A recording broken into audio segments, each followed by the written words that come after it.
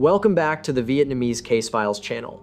In today's compilation video, we will revisit 6 haunting criminal cases where people of Vietnamese origin appear both as victims and as perpetrators lurking in the shadows.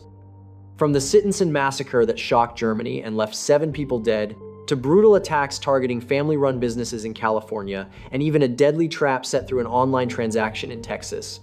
We will also examine a series of sophisticated solo bank robberies in New Jersey, as well as the heartbreaking tragedy of a family with 14 children in Santa Ana.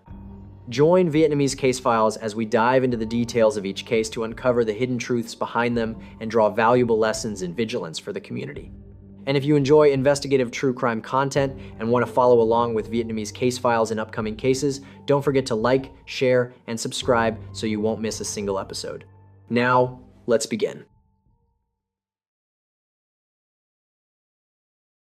San Jose, California, on September 5th, 2025. Inside a small jewelry shop called Kim Hung, located in the heart of Little Saigon, an area with a large Vietnamese community in East San Jose, it was already late afternoon. The owner, an 88-year-old Vietnamese elder, and his son were getting ready to close. The day's transactions were done, and valuable items were being moved into the safe. The roll-up gate was about to come down. It looked like an ordinary day was ending peacefully. But just seconds later, everything was turned upside down. From the street outside, a gray Ford Explorer SUV suddenly accelerated and charged straight toward the shopfront. The engine roared across the quiet lot, then bang, the vehicle slammed into the front glass with tremendous force. The entire storefront shattered. A large display case was shoved deep into the interior. Before the father and son could even process what was happening, they were standing in the middle of chaos, the ceiling still trembling from the impact. At that moment, a group of masked individuals in dark clothing and gloves rushed inside. There were no words, no hesitation. They moved like they were executing a well-rehearsed plan. The son tried to reach his father, but he couldn't. One of the robbers threatened him with a firearm, forcing him to freeze. Meanwhile, the others swung sledgehammers into the glass cases, the cracking blasts sounding almost like gunshots. Necklaces, gold rings, bracelets, and gemstones were swept up in an instant. One robber yanked a valuable item right out of the elderly man's hands. Another shoved him to the floor, despite the fact that he was old enough to be their grandfather. The son was kept at gunpoint, pressed into a corner, too afraid to move. The power imbalance was absolute. In under 40 seconds, they finished smashing and grabbing, stuffed the stolen jewelry into black trash bags they had brought, and rushed back out. They left the store, cut across the parking lot, and jumped into at least 4 other cars waiting nearby, disappearing into San Jose's heavy traffic.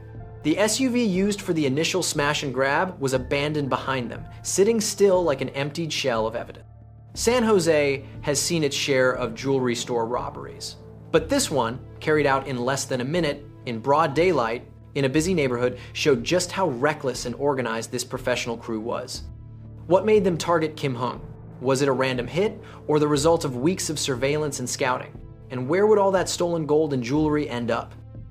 10 minutes after the robbery, the store owner's granddaughter unexpectedly stopped by and witnessed the horrifying scene. The 88-year-old man was in severe shock in a corner of the shop, his feet smeared with blood after stepping on shattered glass.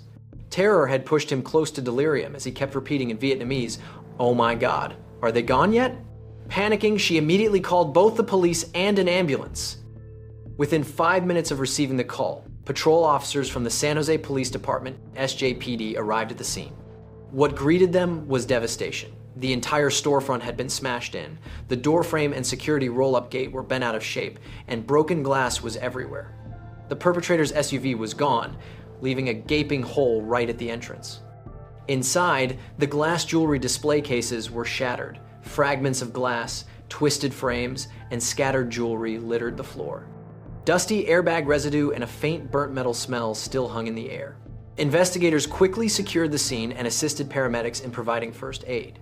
The elderly owner was still on the floor, but had lost consciousness, with a weak pulse after suffering a stroke from the impact and extreme psychological shock. He had multiple cuts on his hands and head from the shattered glass, and blood had soaked a section of the floor. The other victim, his son, fortunately did not sustain serious physical injuries, but he was badly shaken. An ambulance rushed the elderly man to the hospital in critical condition, accompanied by his family.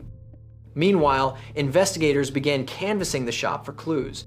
They noted long skid marks leading into the store, indicating the vehicle had accelerated to ram the entrance.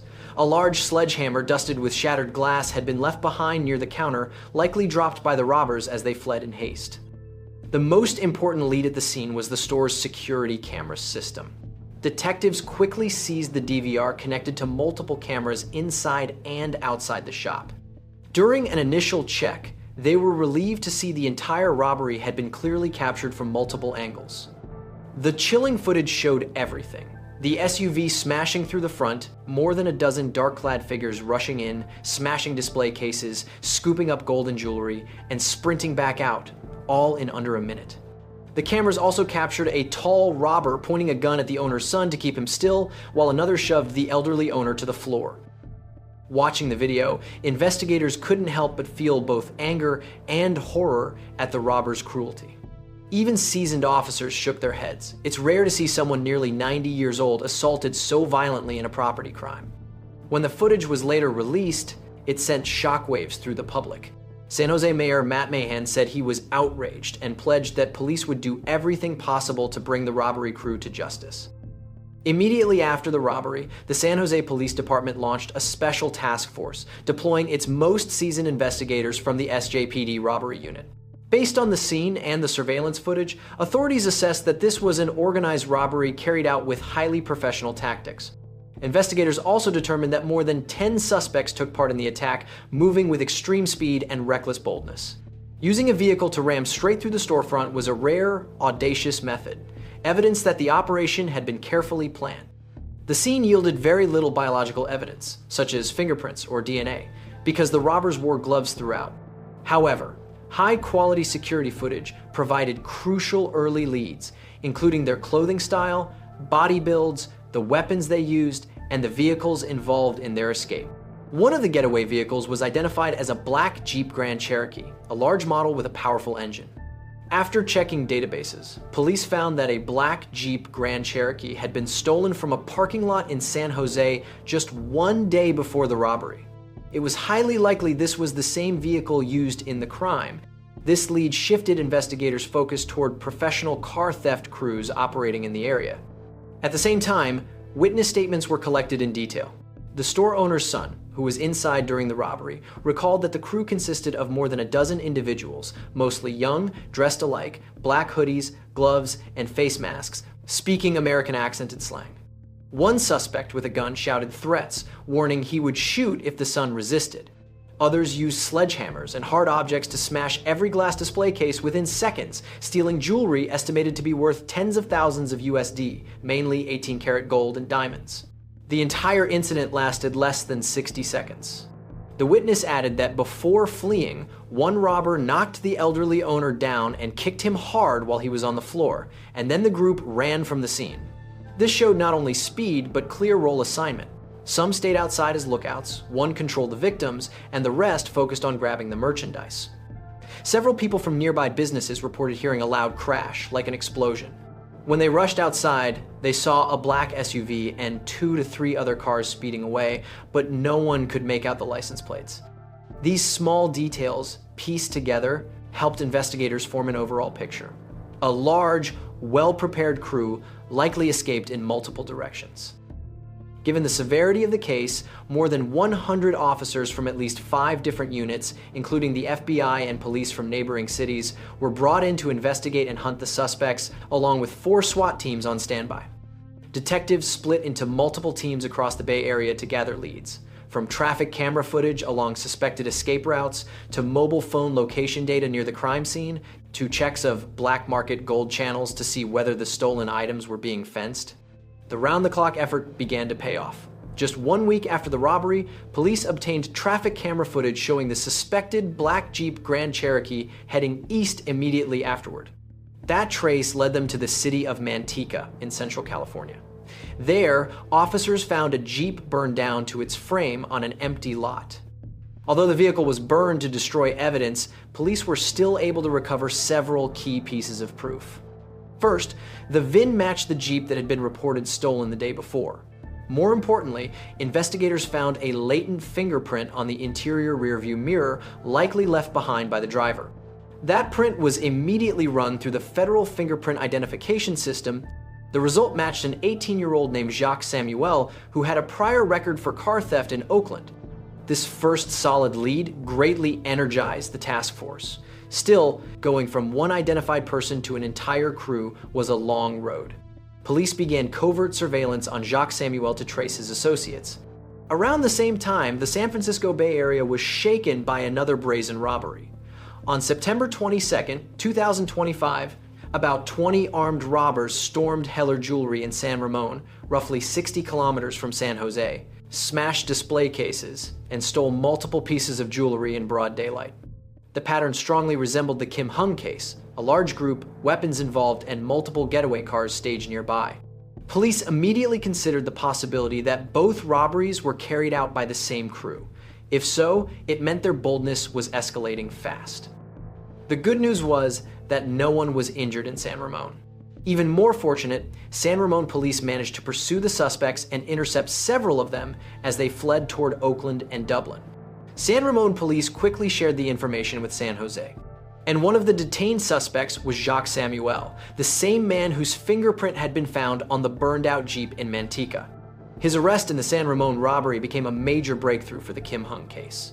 San Jose investigators immediately traveled to interview Jacques Samuel at the Dublin jail, Alameda County. At first, Jacques denied involvement, but faced with the fingerprint match and the San Ramon robbery video, he was forced to provide leads on his accomplices. Samuel admitted he took part in the Kim Hung robbery on September 5th as a runner, meaning he rushed in to grab and scoop up jewelry. He then provided the nicknames of several of the group's leaders. Based on his statements, San Jose police gradually identified 6 additional suspects tied to the Kim Hung robbery. Arrest and search warrants for the 7 suspects were approved one after another, marking the start of a dramatic takedown phase.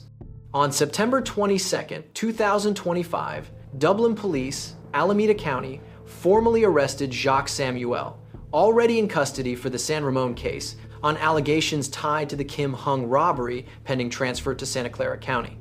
Next, on September 30th, 2025, a major operation was carried out almost simultaneously at 4 different locations to capture the remaining suspects.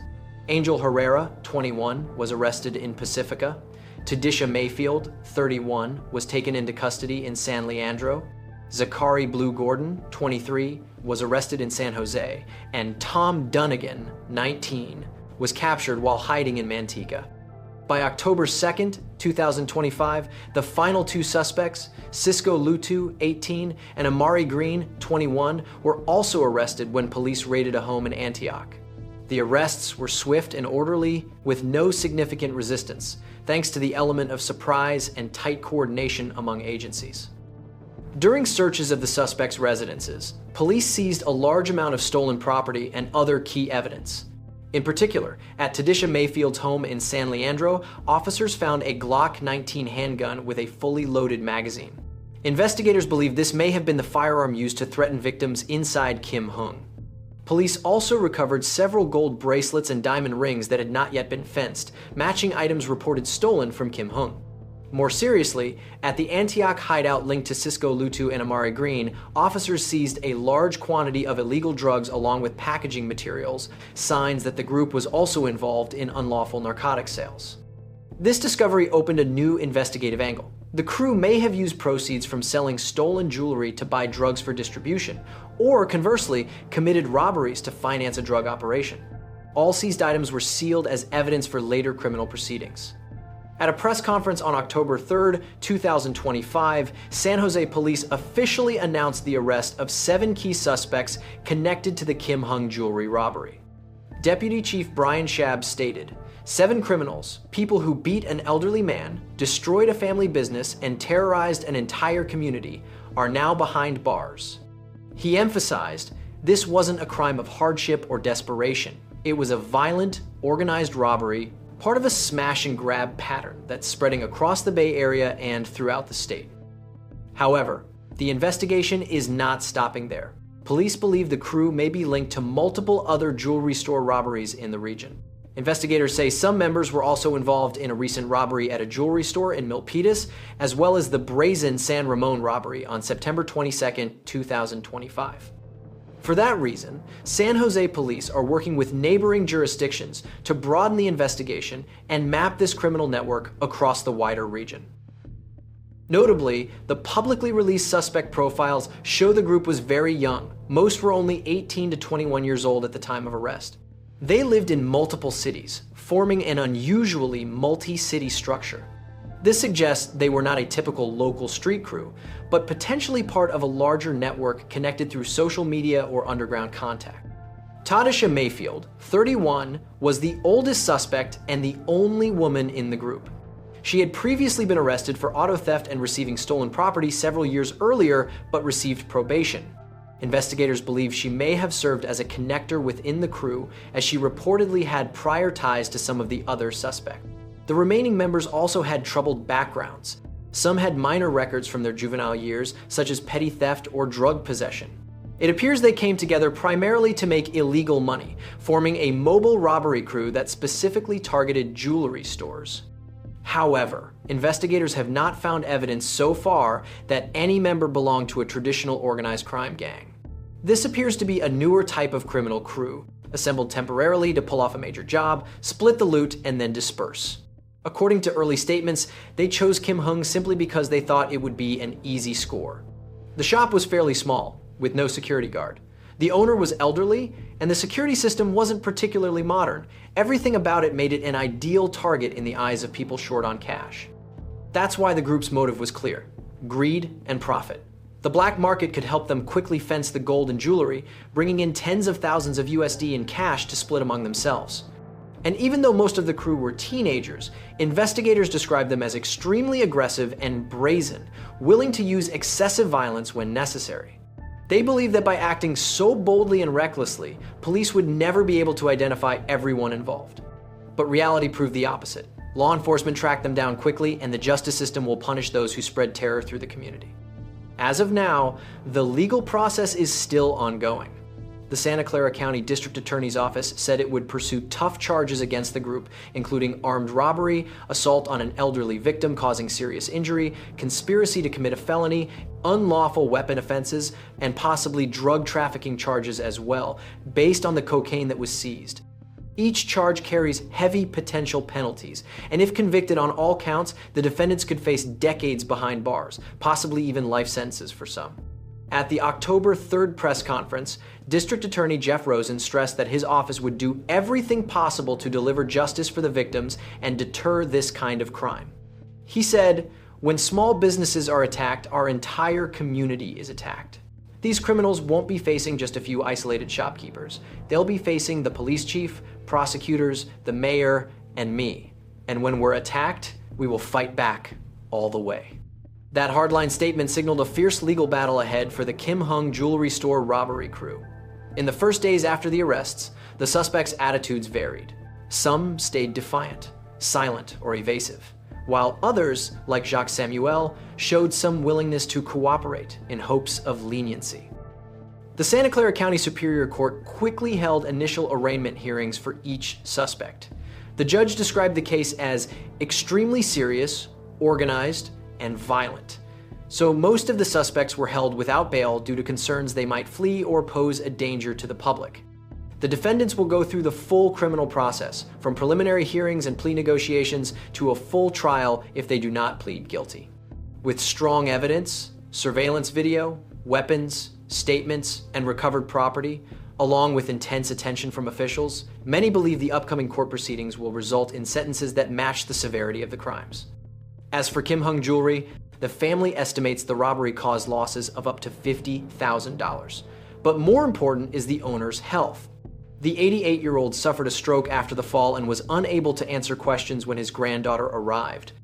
Thankfully, because emergency care came in time, he survived, was treated at the hospital, and returned home after 5 days. However, he remained terrified and traumatized, and even considered closing the shop after the ordeal. Notably, the robbery happened just days after financial advisory firm SmartAsset ranked San Jose as the safest city in the United States. While that assessment can't be dismissed entirely, the reality is that dark spots still exist. According to statistics, from March 2025 to early October 2025, California alone saw around 30 violent robberies targeting jewelry stores, including 16 brazen smash and grab cases like this. Offenders often exploit California's relatively lenient approach to theft, along with the advantage of acting in large groups and moving lightning fast to evade punishment. In the San Jose area specifically, a string of organized robberies has left residents and small business owners deeply worried.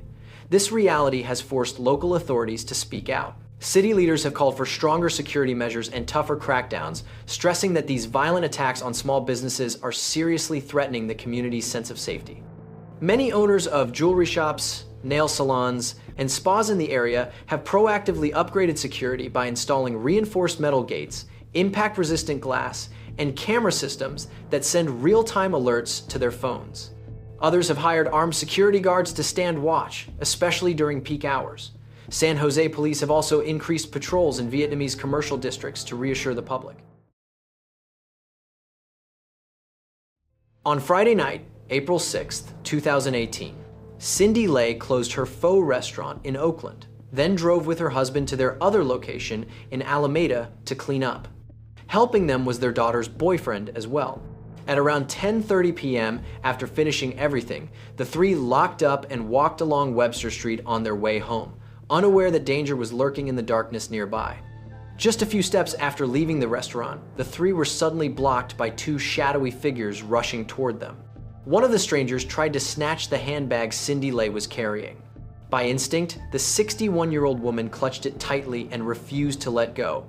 Her husband saw her struggling and rushed in to help, along with the young man, her future son-in-law. In the chaos, all they could make out were rough shouts, the thud of bodies grappling, then smack.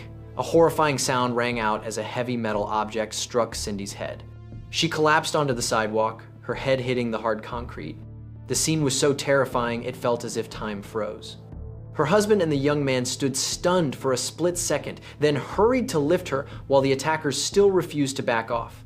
Before the future son-in-law could even pull Mrs. Lay up, he too took a full blow from that same metal bar. Blood burst out. He stumbled but still tried to shield his future mother-in-law. The husband, though already in his 60s, lunged in desperately, grasping in the dark to save his wife. The metal object whistled through the air again and again, continuing to rain down on the victims. In the dim night, all that could be heard were the victims' panicked screams and the robbers' vicious curses. But then, seeing the fierce resistance and hearing distant traffic sounds approaching, the two robbers panicked. They abandoned their targets, sprinted toward a nearby car with the engine running, and vanished into the night. Everything happened in a flash, but it left a horrific aftermath. Cindy Lay lay unconscious on the sidewalk, blood soaking her hair and slowly spreading across the pavement, while the future son-in-law clutched his head, writhing in pain.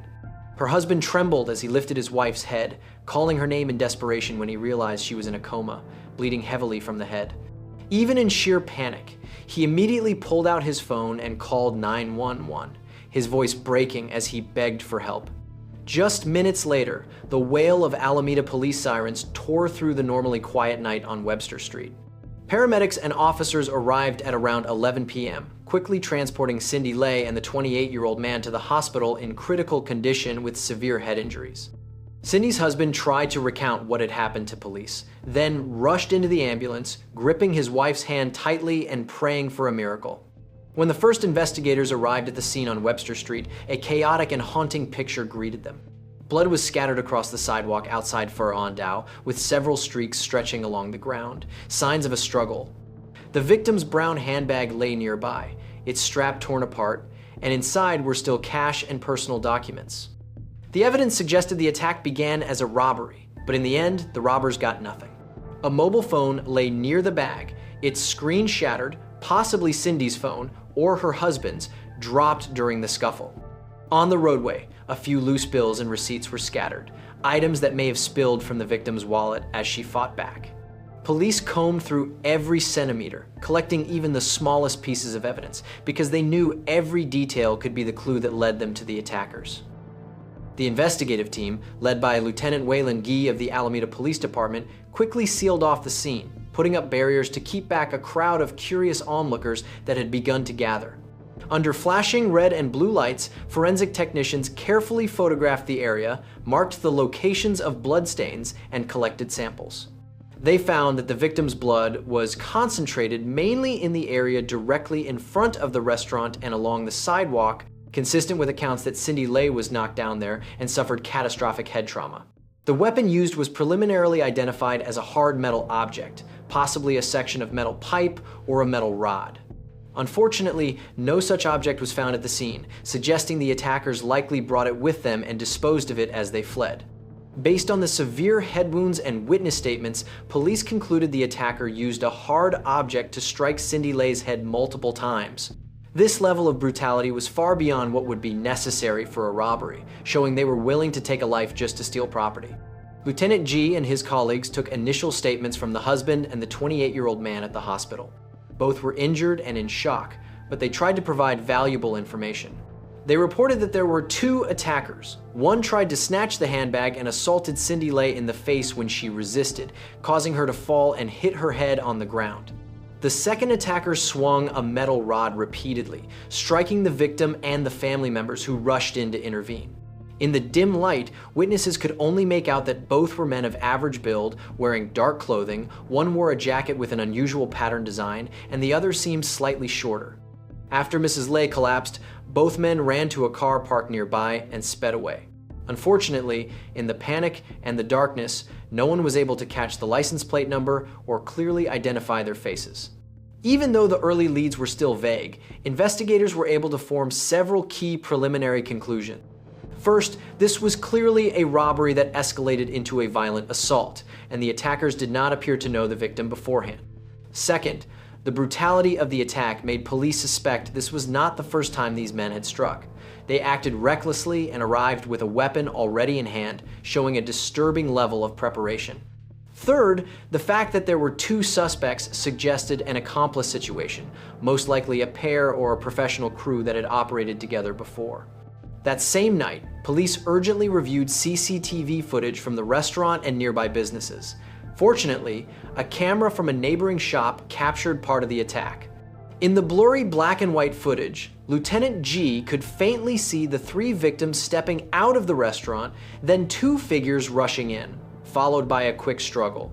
Although the faces were unclear, the jacket with a speckled pattern worn by the man holding the metal pipe stood out under the dim streetlights.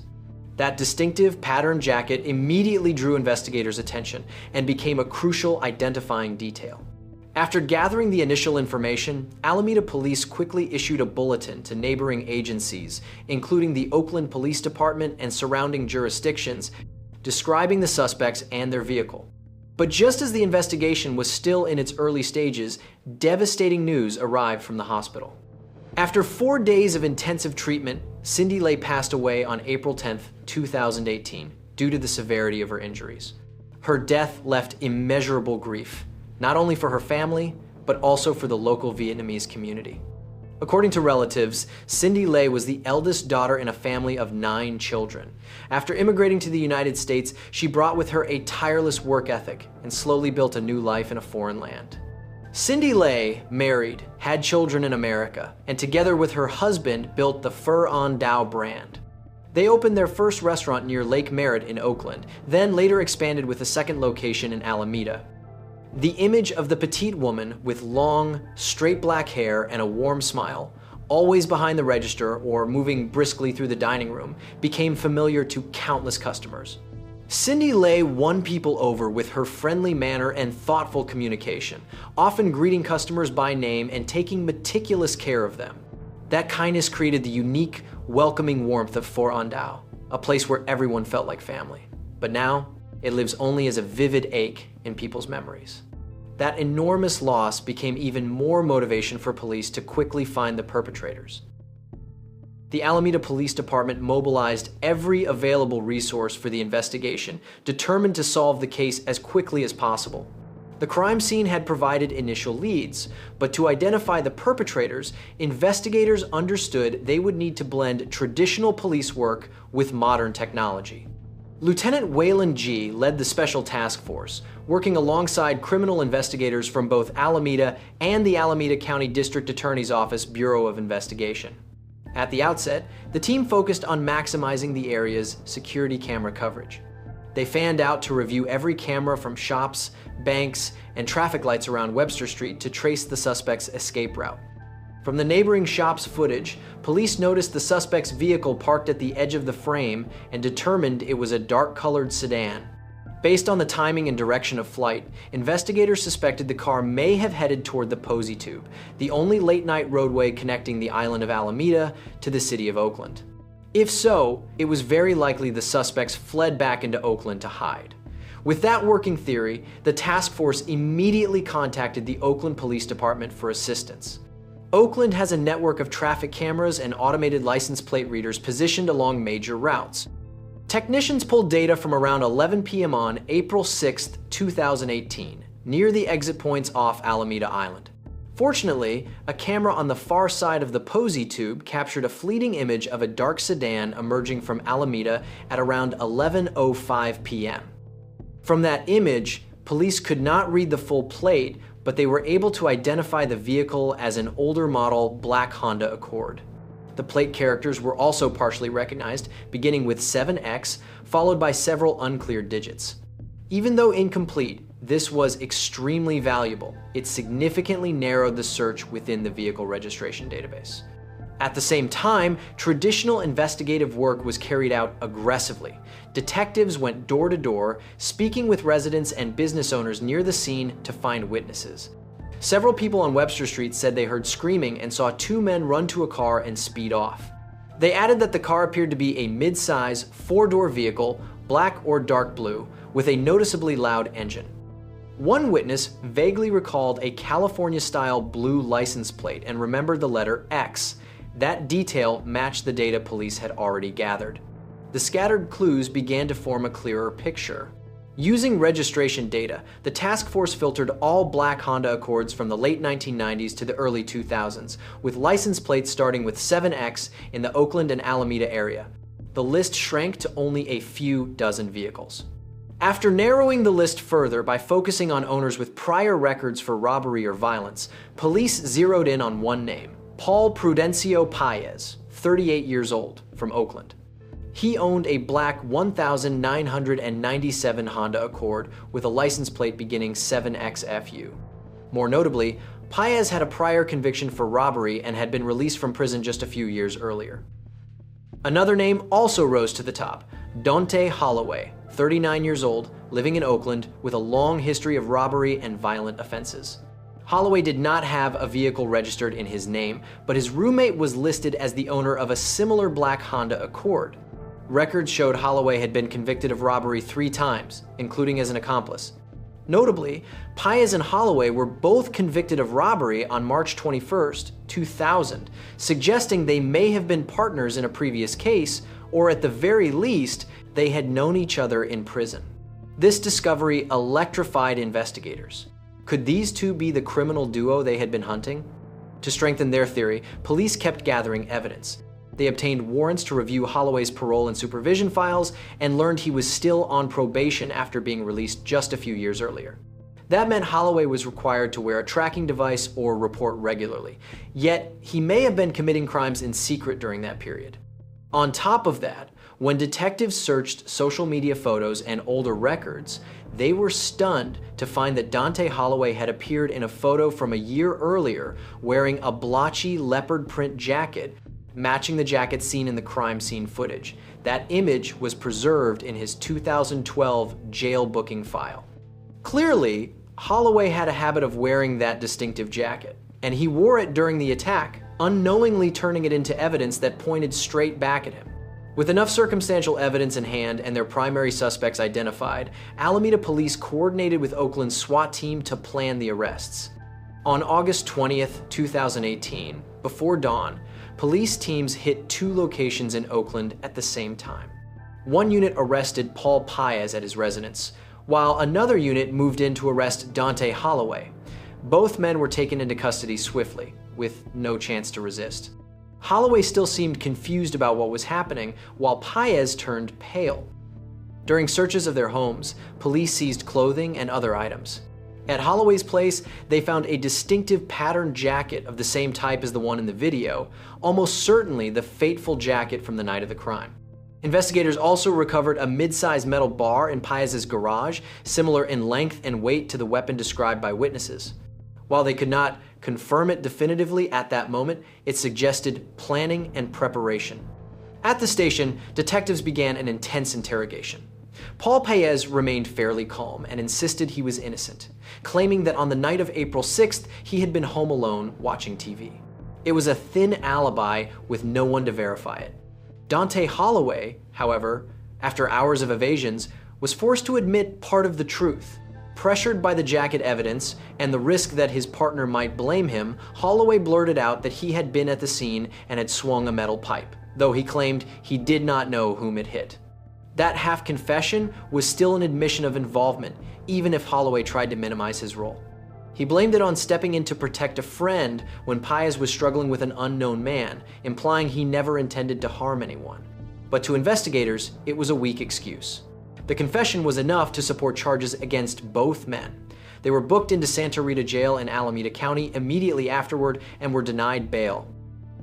Based on witness statements, suspect admissions, and the circumstantial evidence they collected, police were able to reconstruct what happened. On the night of April 6, 2018, Paul Paez and Dante Holloway sat inside an old Honda Accord, cruising through the quiet streets around Lake Merritt. They had been hunting for several nights, targeting shop owners who closed late because that was when victims were most likely to be carrying cash. That night, a little after 10 o'clock, Paez's eyes lit up when he spotted an older Asian woman locking up outside 4 on Dow in Oakland. She looked exhausted after a long workday, and the handbag at her side looked heavy. They decided to follow her, never expecting their target would drive all the way to Alameda. Cindy Lay had no idea she was being tailed. As usual, she drove to the Pho An Dao location in Alameda, where her husband and her daughter's boyfriend were waiting. Paez then turned the wheel and parked in a shadowy spot a few dozen meters from the restaurant. They shut off the engine and waited. A quick plan took shape. Paez would rush in and snatch the bag, while the larger Holloway would carry a weapon, a hollow metal pipe about 60 centimeters long, to control anyone who tried to interfere. Close to 11 p.m., Cindy Lay came out, locked up, and began walking along the sidewalk with her husband and a young man. Seeing 3 people made the 2 robbers hesitate for a split second, but greed and recklessness won. Paez pulled the hood of his jacket low to hide his face. Holloway tightened his grip on the metal pipe and opened the car door. 2 dark figures slipped along the edge of the shadows, closing in on the 3 victims who had no idea what was coming. Within seconds, Paez surged forward from behind Cindy. Like a seasoned street robber, he reached out and yanked hard on the handbag strap over her shoulder. Cindy spun around in shock, instinctively clutched the bag and screamed for help. To teach her a lesson, Paez lashed out and struck her in the face. Everything happened so fast that only then did the young man manage to rush in. He grabbed Paez from behind, trying to bring him down. A chaotic struggle erupted. Paez let go of the bag and tried to break free. He drove an elbow into the young man's stomach, and the 2 staggered and grappled across the sidewalk. Cindy's husband, though already over 60, lunged in as well, helping restrain Paez. In that instant, Dante Holloway, the man behind them holding the metal pipe, realized his partner was losing control and charged forward, swinging the metal bar into the victims, striking Cindy Lay. The sudden, brutal blow made her cry out. She reeled backward and fell hard, her head slamming into the concrete edge beside the road. The young man was hit as well. He released Paez, staggered, and collapsed, clutching his head, blood streaming from a deep gash. Cindy's husband, still trying to process what was happening, was struck by Holloway too. Holloway snarled profanities and raised the metal bar as if to keep attacking, but then he noticed approaching traffic and hesitated. The 2 men sprinted back to the waiting Honda, leaving behind a horrific scene. They sped off into Alameda's quiet streets, headed for the tunnel to escape back to Oakland. Once back in Oakland, Paez turned into a small alley where they temporarily hid the car. The handbag was still left behind at the scene, meaning the job had been a complete failure. The 2 men argued for a while, then agreed to lie low and act as if nothing had happened. Holloway dumped the weapon into a deserted canal to get rid of it. Paez quickly took off the jacket that had a few bloodstains from the victim and shoved it deep into the trunk. Then they split up and went home separately into the night. In the days that followed, Paez and Holloway lived in constant anxiety. Then, a few days later, the bad news came. Cindy Lay had died. That meant their crime had now become a killing. Both men panicked and started thinking about running, but before they could do anything, they were caught. On August 22, 2018, the Alameda County District Attorney's Office formally charged Paul Paez and Dante Holloway with first-degree murder with special circumstances. The aggravating factors included lying in wait and committing the killing during the commission of another serious felony. That made the case eligible for the death penalty, or life in prison, without the possibility of parole under California law. In addition, Paez was also charged with second-degree robbery, while Holloway was charged with 2 counts of assault causing great bodily injury against the 2 male victims. At the preliminary hearing in late 2018, both defendants denied the charges and pleaded not guilty. The Alameda County Court ordered both men held in custody without bail. The main trial took place in 2023 after multiple delays. The prolonged timeline left the victim's family waiting painfully for justice, but they remained determined to see the case through to the end. In court, prosecutors presented the full body of evidence in a compelling manner, reconstructing in detail the defendants' brutal actions. The jury was shown CCTV footage blurry, yet clearly capturing the assault.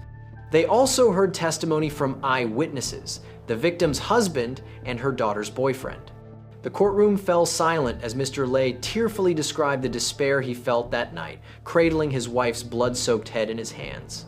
Prosecutors emphasized that even if Holloway tried to minimize his role, striking people with a weapon clearly demonstrated malice, an essential element for a first-degree murder conviction. In addition, the medical examiner's report was introduced. The forensic doctor confirmed that Cindy Lay died from severe traumatic brain injury caused by a hard impact against the ground, combined with injuries inflicted by the metal pipe. This directly established that the defendant's chain of actions led to the victim's death. The defense attorneys for Paez and Holloway tried to argue their case, but they faced major disadvantages. Their initial strategy was to separate the roles of the 2 defendants. Paez's lawyer argued that Paez did not intend to kill. He only intended to rob, and the physical strike was not meant to take a life. They tried to reduce Paez's charge to involuntary manslaughter. Meanwhile, Holloway's lawyer wanted to shift most of the blame onto Paez, claiming Holloway only stepped in to protect his friend and did not directly cause the fatal injuries to Cindy Lay. However, prosecutors immediately countered that when someone dies during the commission of a serious felony, all accomplices share equal responsibility under the law. Moreover, the fact that they lay in wait and stalked for a target showed cold, calculated planning rather than a spontaneous act. The defense also attempted to dispute the video evidence and the jacket identification, arguing that the blurry footage was not enough to prove the people in the video were their clients. However, prosecutors brought in an expert to compare the jacket pattern and presented the exact pattern jacket seized from Holloway's home, placing it next to still images taken from the video. The match was hard to deny. In addition, mobile phone records were introduced, showing Holloway's phone located in the Alameda area on the night of April 6, 2018, and movement data that aligned with a route back toward Oakland after the attack. After many days of trial and a full presentation of evidence, the jury reached its verdict. In June 2023, both Paul Paez and Dante Holloway were found guilty as charged. In November 2023, the court proceeded to sentencing. After considering the brutality of the crime and the defendants' criminal histories, the judge sentenced each man to life in prison without the possibility of parole. After the hearing, attorneys for both Paez and Holloway announced their intent to appeal, arguing that errors may have occurred during the trial process. However, given the clear outcome and the strength of the evidence, legal experts assessed the chances of overturning the verdict as very low. While awaiting further legal procedures, Paez and Holloway began their long prison lives in a state facility where freedom would remain only a distant dream. On the night of the 5th of February, 2007, a 47-year-old man drove to the Lin Yue restaurant in the town of Sittenson to pick up his wife, a waitress there, because it was already past closing time and she still hadn't come home. But the moment he stepped inside, he froze. His wife, along with several others, lay collapsed in pools of blood. In total panic, he fumbled to call the police. Within half an hour, local investigators arrived at the restaurant. Special units moved in with extreme caution because no one yet knew whether the perpetrator was still hiding inside or had already left.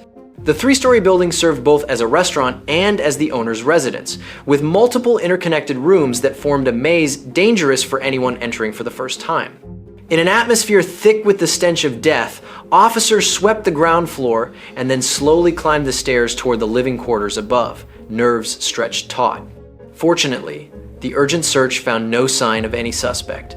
All that remained was a terrifying silence and the victims. Under flashlight beams scanning every corner, police gradually discovered a total of 6 bodies scattered across the restaurant area and rooms on the first floor. 3 were men and 3 were women, all showing no signs of life.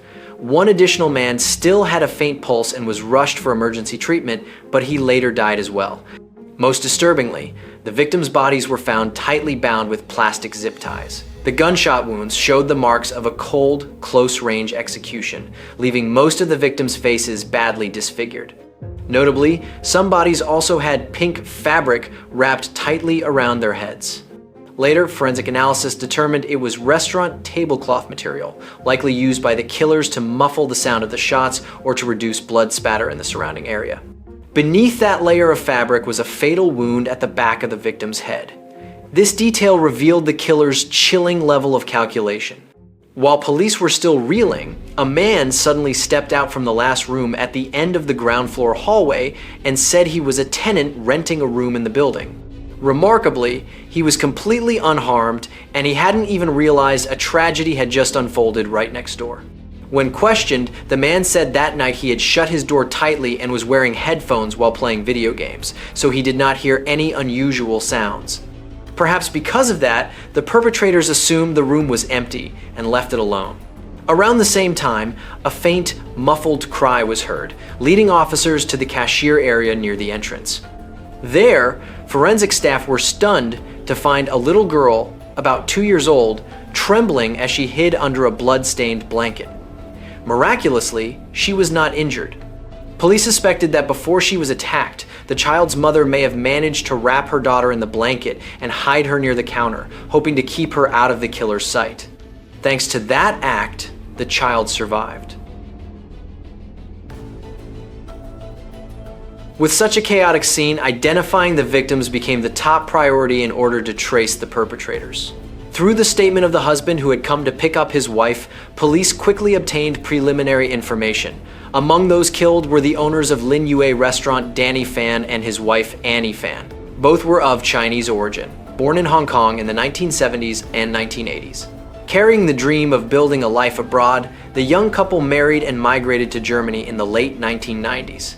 In December 1997, they officially opened Lin Yue, a Chinese restaurant located at No. 6 Hamburger Street in the town of Sittensen. Thanks to their cooking skills and warm hospitality, the fans quickly built a strong reputation locally. Their life in Germany seemed complete when, in 2004, they welcomed their first daughter. Beyond the tragedy of the restaurant owners, the 5 other employees who died were also Asian immigrants who had come to Germany to make a living. One of them was Nguyen, the Vietnamese waitress whose husband arrived to pick her up. One was born in 1968 and had been working in Germany for 6 years. At the time of the crime, she had only been employed at Lin Yue for a short period. On that fateful night, because she stayed behind to clean up with the owners and coworkers, Nguyen tragically became a victim of the brutal crime.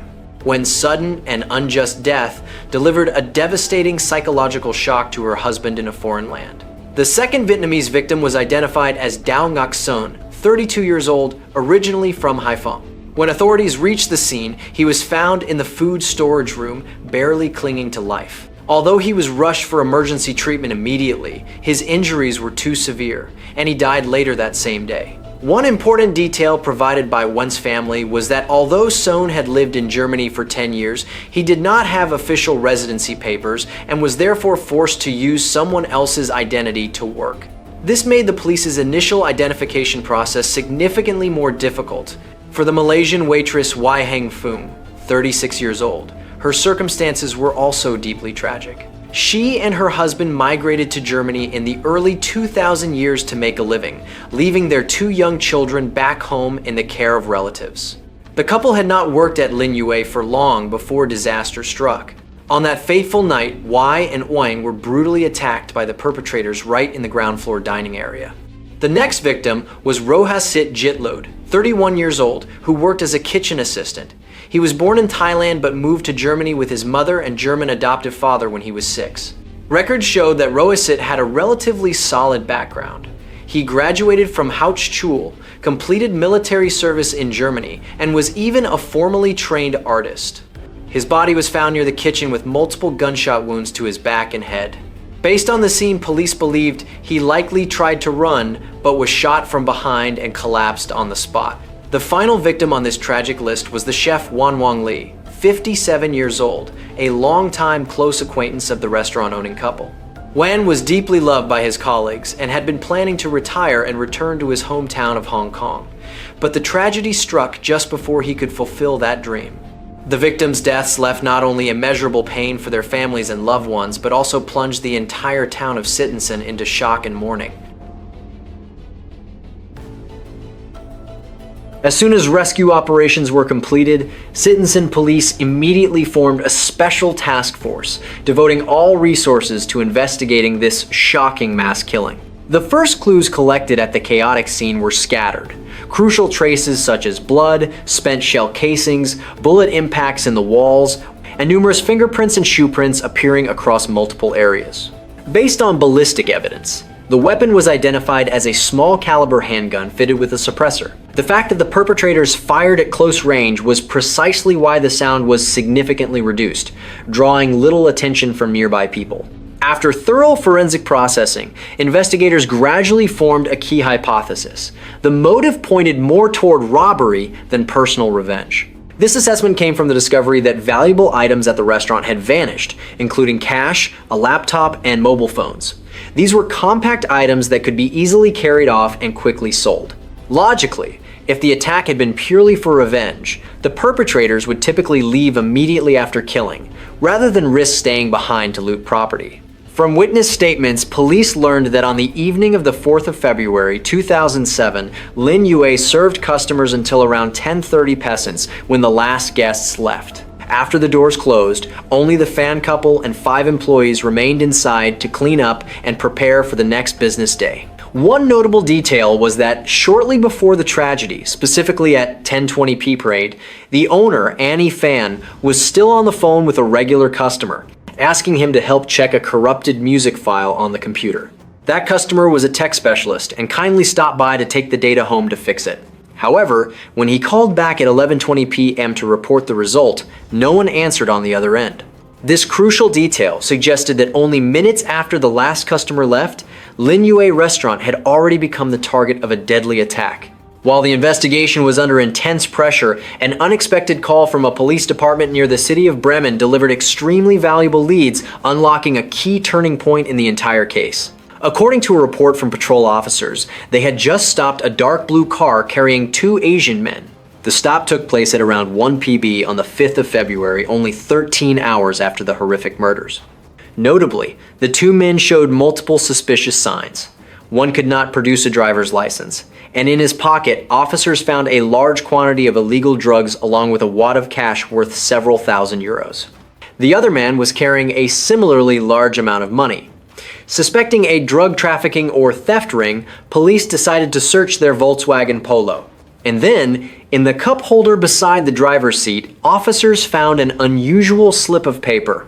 Before police could open it, one of the 2 men lunged forward, snatched the paper, crumpled it, and tried to dispose of it. That suspicious move, combined with the statewide alert that had just been issued for the Sittensen massacre, suspects led officers to detain both men. When the paper was recovered and unfolded, every officer present was stunned. On it was the scribbled word Zittensen, a misspelling of Sittensen, along with the exact address of Lin Yue restaurant and an unfamiliar phone number. Even more alarming, the paper included a sketch later confirmed to be a floor plan outline of the restaurant, with room locations marked in striking detail. With so many overlapping coincidences, Bremen police immediately grew suspicious. They sent a coordination request to their colleagues in Sittensen at once. The two suspects were quickly transported to headquarters for interrogation and forensic examination of their bodies and clothing. The preliminary check brought a shocking discovery. Specialists found traces of human blood still stuck under the sole of one suspect's shoe. Subsequent DNA analysis confirmed that the blood sample matched one of the victims from Lin Yue restaurant. It didn't stop there. Comparison results showed that an unknown fingerprint recovered at the scene also matched the fingerprint of one of the two men who had just been arrested. The final piece of evidence came from the testimony of an elderly woman living near the crime scene. She confirmed that on the night of the 4th of February, she had seen a blue polo circling around Lin Yue restaurant with two Asian men sitting inside. This ironclad chain of evidence left the entire task force bursting with emotion. So, after only half a day groping in the dark, investigators managed to capture the perpetrators behind the horrific massacre. On the evening of the 5th of February, 2007, emergency arrest warrants were executed on the two suspects. After a quick verification process, their identities were announced. Both were Vietnamese men residing in Germany.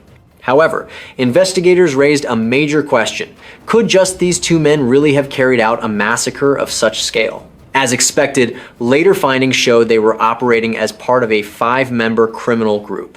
The Citizen Task Force immediately shifted direction, focusing all efforts on hunting down the remaining pieces of the gang. Over the following days, a series of rapid investigative measures were deployed. During urgent searches of the two suspects' residences, authorities seized suspicious items such as watches, jewelry, and several pieces of clothing stained with blood. By extracting phone data and GPS location information from the two men already in custody, police traced the identities of 3 additional accomplices in the same network. The suspect group consisted of 5 men in total, all Vietnamese immigrants in Germany, ranging in age from 25 to 42. Among them, authorities identified 2 sets of biological brothers and 1 man who had once been a former employee of Lin Yue restaurant. Notably, 3 of the 5 suspects had prior convictions and were already known faces to local police. That detail partly explained the reckless brutality of their method. An international wanted notice was immediately issued through Interpol to prevent the suspects from fleeing beyond Germany's borders. As a result, the remaining 3 accomplices were captured one after another in different locations. The manhunt officially ended on the 27th of June, 2007, when the final suspect was arrested in Hamburg. But the investigation did not stop there. The focus now shifted to clarifying each individual's role and strengthening the evidentiary file for prosecution. Yet one major obstacle confronted investigators: the suspect's stubborn, coordinated silence. It was not until early 2008 that one of the 5 suspects chose to cooperate with prosecutors, providing information about each person's role in the group. The details in his statement matched the forensic evidence collected, becoming the key factor that finally broke the defendant's silence. All 5 suspects in the Citizen massacre were Vietnamese male nationals who had lived in Germany for many years. Although their backgrounds differed, they shared one common point. Each had been involved in smaller illegal activities at some point in the past. Among them, the 2 principal figures were the Dao brothers, Dao Chomp Duong, 35 years old, and Dao Cao Phung, 31 years old. Both were born in northern Vietnam and migrated to Germany in the 1990s. There, the 2 brothers scraped by through small trading and odd jobs, with highly unstable income. According to people who knew them, the brothers had sharply contrasting personalities. While the older brother, Dao Chom Duong, was withdrawn and kept to himself, Dao Cao Phung was socially active, deeply drawn to gambling, and had been entangled with illegal drugs and mounting debts. Investigators determined that Phung was the one who directly pulled the trigger, taking the lives of 7 victims. At the time of the crime, tests showed illegal substances in his system, so it is likely that Phung carried out this brutal act while not fully lucid. As for Chom Duong, although he did not fire the gun himself, he actively participated in restraining the victims, thereby enabling his younger brother to commit the killings. The next 2 suspects on the list were also a pair of brothers, Vu Van Hiep, around 28 years old, and Vu Van Phung, 25 years old. They were said to be distant relatives of the Dao brothers and moved within the Vietnamese community in Hamburg. Notably, Vu Van Hiep had previously worked as a kitchen assistant at Lin Yu and was fairly close to the restaurant-owning couple. So even after he quit, he still knew the daily schedule and routines there in detail. For that reason, Hiep was identified as the one who provided inside information so the group could plan the robbery. Meanwhile, Vu Van Phuong worked as a delivery driver in Hamburg and knew the roads well. On the night of the incident, Phuong was assigned to drive and keep watch outside. The blue Polo was the vehicle the Vu brothers had borrowed from an acquaintance as their getaway car after the crime. The final piece of the gang was Nguyen Quoc Tang, 42 years old. He was the oldest in the group and had also worked as a kitchen assistant at Linh Yue for a few months before quitting prior to the killings. Thanks to that brief period, Then learned valuable details such as the owner's habit of keeping money in a safe upstairs and the restaurant's weekend operating routine. Ten was also the last suspect to be arrested, after police gathered enough evidence to expose his hidden role. After piecing together all the evidence, investigators concluded that the gang had no personal grudge against the owners or the victims. The motive behind their actions was purely greed. Their target was Linh Yue, because two of them had once worked there and knew the owners often kept large amounts of cash on the premises. This enraged police, because instead of feeling gratitude toward people who had once sheltered and helped them in a foreign land, the two former employees recruited others and betrayed the restaurant owners in the most brutal way possible. Based on the reconstructed case file, on the evening of the 4th of February, 2007, all 5 men gathered to discuss a detailed robbery plan. Each member's role was clearly assigned. Xuong, Phuong, and Hiep would break in and enter. Phuong would drive, act as lookout, and support the escape, while Then would monitor the situation from a distance. A little after 10 p, the group began assembling near the restaurant. At 11:03 pp, they broke in through the back entrance. The 3 men quickly took control, used zip ties to bind the victims' hands, and seized all phones and wallets to cut off communication. In the chaos, the head chef Wan Wang Li briefly escaped notice and hid in the kitchen area. Under the gang's threats, the owners Danny and Annie Phan were forced to lead them to the office on the first floor. There, after emptying the safe, Hiep immediately went back downstairs. As tensions peaked, Danny suddenly fought back fiercely, and during the struggle, Phuong's face was exposed. Phuong became instantly violent, struck him with a stick, and then coldly shot and killed the owner on the spot. Witnessing this, Nguyen tried to flee but could not escape the fatal shots fired by Phuong. In a split second, what had begun as a robbery escalated into a horrific massacre. Immediately afterward, the perpetrators forced the remaining victims to kneel in the dining room. Xuong wrapped tablecloth fabric around the victims' heads, then had Phuong methodically execute them one by one. After killing everyone and eliminating all witnesses, the 3 perpetrators checked the scene again, gathered the valuables, and left Linh Yue at 9 minutes past midnight on the 5th of February. Phuong then drove the Volkswagen Polo and fled with the entire group along the Amut motorway toward Hamburg. They believed the plan had gone smoothly, but they never imagined that just over a dozen hours later, their monstrous crime would be dragged into the light. The trial of the perpetrators in the Linh Yue massacre officially began on the 27th of August, 2007, just over half a year after the shocking took place. The 5 Vietnamese defendants were brought to court to face a series of serious charges, including premeditated murder, armed robbery, and other related offenses. After more than a year of proceedings and dozens of intense hearings, the court issued its harshest ruling on the 13th of May, 2009. The 2 main perpetrators, Dao Cao Phuong, 31 years old, and Dao Chomp Xuong, 35 years old, were sentenced to life imprisonment. This was also the maximum penalty under German law. The remaining 3 accomplices received substantial sentences as well. Vu Van Hiep was sentenced to 14 years in prison. Vu Van Phuong received 4 years and 9 months. And Nguyen Quoc Tang was sentenced to 5 years for being an accomplice to armed robbery and for inciting the crime. These verdicts were widely supported by the German public.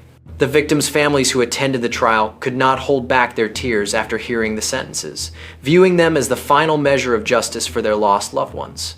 The Linh Yue restaurant case ended with strict punishment for the perpetrators, yet its aftermath lingered for a long time in German society and within immigrant communities. Every early February, the German press would again recall the Sittensen massacre as a horrific memory that refused to fade. As for Linh Yue restaurant, the site of the tragedy, it never reopened to customers. The address became a haunting symbol, left vacant for many years because no one had the courage to do business on ground so saturated with grief. Only nearly 10 years later was the building transferred to a new owner and renovated, gradually erasing the dark traces of the past. One notable incident occurred in July 2014, when Vu Van Hip, one of the 5 perpetrators, was featured by celebrity chef Stefan Hensler on the television program Hensler Behind Bars, a show that teaches cooking skills to prisoners to help them reintegrate into society after release. But the program quickly faced a storm of backlash. One politician even called for the show to be taken off the air, calling Hip's appearance a public exhibition of a hardened criminal. However, the RTL television network Oslebenshausen Prison and the Bremen Ministry of Justice later defended the program, arguing that it fulfilled a social duty by demonstrating the transparency of the criminal justice system. The incident also left an unintended somber note for the Vietnamese community in Germany. Vietnamese immigrants, long known for being hardworking and diligent, suddenly had to endure prejudiced looks because of the brutal actions of a single criminal group. On Saturday morning, March 16, 2019, at around 10:40 a.m., the atmosphere inside the Wells Fargo Bank in Manahawkin was as quiet as usual. A few customers were conducting transactions while employees were busy with their work. Suddenly, a man wearing a baseball cap stepped up to the counter and gently slid a small piece of paper toward the teller. The moment she read the words on the paper, the female teller began to tremble. Just a few words, yet filled with menace. "This is a robbery." She struggled to suppress her fear and quietly gathered the cash into a bag as instructed, while the robber standing in front of the counter maintained an eerily calm demeanor. Immediately after receiving the money, the robber quickly left the bank. Not a single gunshot, not a single shout, the entire incident unfolded within just a few short minutes. Only after the man had completely disappeared did the bank staff dare to activate the alarm and call the police. When the first investigators arrived, the scene inside the bank left them both relieved and concerned. They were relieved because no one was harmed. The robber had taken the cash and left without hurting any hostages or using a weapon. But what worried them was that the perpetrator appeared to have left almost no clear traces behind. Still shaken, the bank employees did their best to recall the robber's identifying features. Everyone described him as a middle-aged man, calm to the point of being cold. He wore no mask or face covering, only a camouflage baseball cap that partially concealed an Asian-featured face. No one saw him carrying a gun or a knife. It seemed he relied solely on the threatening note to get what he wanted. One customer vaguely remembered that after exiting, he quickly headed toward the west parking lot of the shopping center and then vanished. Right at the teller counter, investigators found the note the robber had used to demand money. It immediately became the first key piece of evidence, because forensic technicians recovered an unfamiliar fingerprint from it. At that moment, investigators quietly hoped the perpetrator was someone with a prior record, because if the fingerprint already existed in a criminal database, they could identify him quickly. Alongside the note, the bank's security cameras became silent witnesses that captured the entire incident. At the scene, police retrieved the footage for careful review. The images showed a man wearing dark pants, a dark jacket, and a camouflage baseball cap entering the bank at around 10:40 a.m. He walked up to the counter, had a very brief exchange with the teller, received the cash, and calmly left. A separate camera then captured him walking quickly through the parking lot in front of the bank right after the robbery. However, due to the limited angle, authorities could not clearly see which direction he went or what vehicle he entered. It seemed he had planned ahead and parked his car somewhere outside the camera's view. Local police began checking hotels, bus stations, and train stations in the area in case the robber was still nearby or had used public transportation to escape. At the same time, they notified federal agencies such as the FBI to coordinate because bank robbery falls under federal jurisdiction. A large-scale investigation was ready to begin, even though there were still many dead ends ahead. In the first days after the robbery, the investigation felt like searching for a needle in a haystack. Even with surveillance footage and a fingerprint from the note, identifying the robber immediately was far from easy. The fingerprint analysis would take several days to come back, so while waiting, police focused on the traditional approach, finding witnesses and searching for clues around the scene. Detectives fanned out around the Wells Fargo Bank, going business to business, pulling additional surveillance footage from nearby shops, and also collecting traffic camera recordings from the major road close by. This effort soon produced a valuable lead when a convenience store security camera near the bank accidentally captured a car passing by just minutes after the robbery. What stood out was that the vehicle had a Pennsylvania license plate, suggesting the perpetrator had come from out of state. Using traffic camera networks and highway toll cameras, authorities traced the route of this vehicle.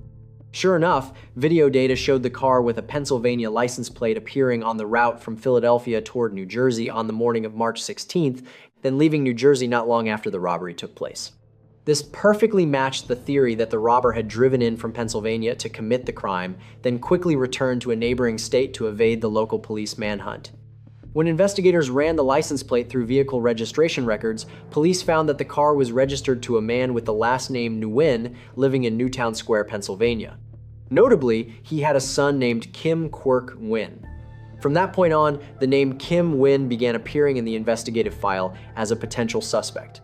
However, police still needed stronger evidence to confirm that this man was indeed the robber.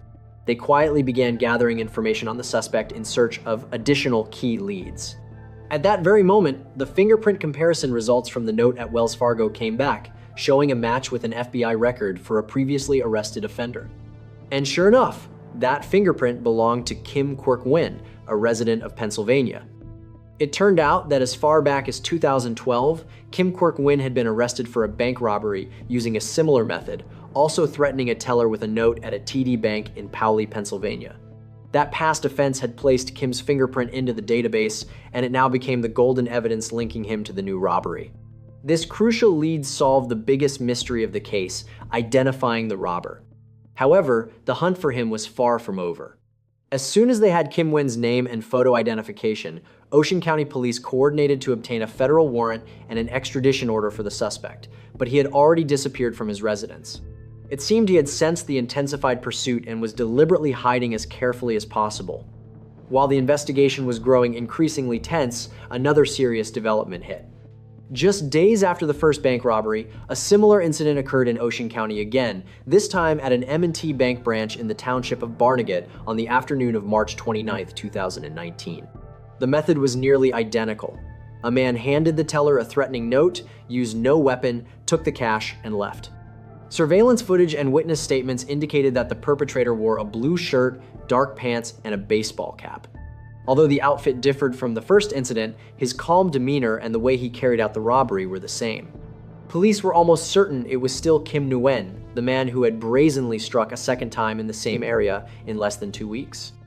After this second robbery, Barnegat police also recovered a note he left behind with similar wording and obtained additional images of him from the M&T Bank branch cameras.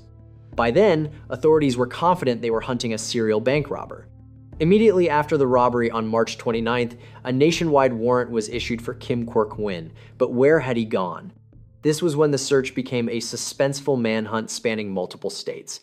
The Barnegat Police Department's crime-fighting task force in Ocean County was assigned primary responsibility for tracking Kim Nguyen down.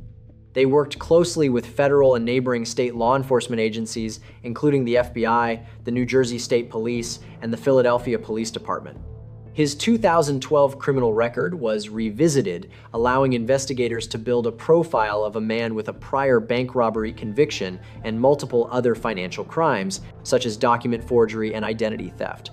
Clearly, this was someone deeply familiar with the criminal path. More importantly, the file showed that in 2012, he had been arrested and sentenced to prison, but had recently been released and was still on parole. That meant Kim Nguyen had a probation officer directly supervising him. Police immediately contacted the supervising officer for information and learned that since his release, Kim had kept a low profile and had not committed any serious violations. However, he had recently begun losing contact with his probation officer right around the time the robberies occurred. The second robbery forced the investigative team to face crushing, escalating pressure. Kim Nguyen had to be captured urgently before he could commit any further crimes or disappear for good. Intelligence suggested he had likely left Pennsylvania and was now in New York. Barnegat police immediately sent personnel to New York to coordinate with the Nassau County Police Department's fugitive task force. They suspected Kim might be hiding around New Hyde Park or Queens, areas with large Asian communities where he could blend in more easily. The key break came when a yellow Toyota Avalon belonging to Kim Nguyen's father was spotted parked on a residential street in Queens, New York. Police immediately began covert surveillance of the area around the vehicle. They patiently set up an ambush and waited for the suspect to appear. Finally, after days of tense undercover stakeout work, on the afternoon of April 14, 2019, a man whose appearance matched Kim Nguyen exactly approached the car. The moment he opened the door, apparently intending to drive away, the task force moved in at once. Kim Nguyen immediately bolted when he realized he was surrounded, triggering a high-stakes chase through the New Hyde Park neighborhood. However, after only a few hundred meters, officers caught up and tackled him onto the sidewalk. Kim Nguyen struggled desperately before being placed in handcuffs. Right after his arrest, he appeared surprisingly calm. At the Nassau County Police Station, he confessed to both bank robberies in New Jersey without denying anything. He was then held at the Nassau County Correctional Facility while extradition procedures to New Jersey were completed. The successful arrest of this dangerous suspect was the result of outstanding cooperation among more than a dozen law enforcement agencies across 3 different states. According to the information collected, Kim Quoc Nguyen is a Vietnamese American man living in the United States. He grew up in an immigrant Vietnamese family in the suburbs of Newtown Square, Pennsylvania, a quiet residential area near Philadelphia. Kim's family belonged to a hard-working, working-class background, and his parents raised him with hopes for a better future in America. Kim Nguyen himself also went through periods of living an ordinary life like anyone else. He graduated from high school and had a basic education. He then continued studying and working, and at one point, he even held a stable office job as a contract analyst at Bank of America. This suggests Kim Nguyen had a certain level of knowledge about the banking industry, a factor that likely helped him when he chose to step onto the path of crime. That professional knowledge may have allowed him to understand how banks operate and recognize when security would be least alert, making it easier to carry out robberies. As for his personal life, it is unclear whether Kim Nguyen is married or has children. It appears that for a long time, he lived with his parents in Newtown Square. Later, he spent some time living on his own in an apartment in Malvern, Pennsylvania, an area quite close to where the 2012 robbery occurred. In terms of criminal history, Kim Nguyen had a record that was far from clean. When he was younger, he was charged in connection with document forgery. By 2009, he was again implicated in theft and identity theft allegations. These behaviors suggest that Kim tended toward financially motivated crimes, often relying on cunning rather than violence. The turning point came in January 2012 when Kim committed a robbery at a TD Bank in Paoli. In that incident, he threatened to detonate a bomb if he was not given money, and he took nearly $3,000 before fleeing. However, thanks to security footage capturing the robber's yellow Toyota Avalon, Willistown police quickly traced the vehicle and arrested Kim just 1 day after the crime.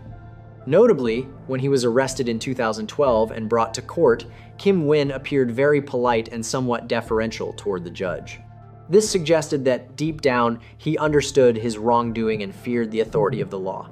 In that hearing, Kim Nguyen stated that he had once worked for Bank of America, but had been fired just 2 weeks before the bank robbery. That detail partly explains his motive at the time, most likely the sudden loss of income. The court then sentenced Kim Nguyen to prison in Pennsylvania.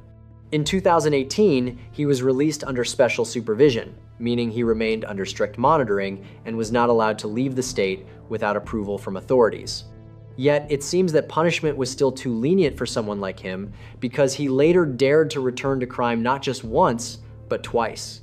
Perhaps the fact that Kim Nguyen went from being a bank employee to a robber is a tragic reversal, one that even his family and people who once knew him likely never could have imagined. After being extradited back to New Jersey, Kim Quoc Nguyen faced the state's justice system. In September 2019, at the Ocean County Courthouse, Kim chose to plead guilty in exchange for leniency rather than prolong the case through a jury trial. He admitted to 2 counts of first-degree bank robbery under New Jersey law.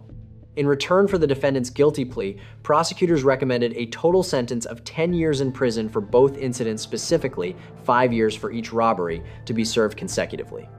This recommendation also strictly followed New Jersey's No Early Release Act, which requires the defendant to serve at least 85% of the prison term before becoming eligible for parole consideration.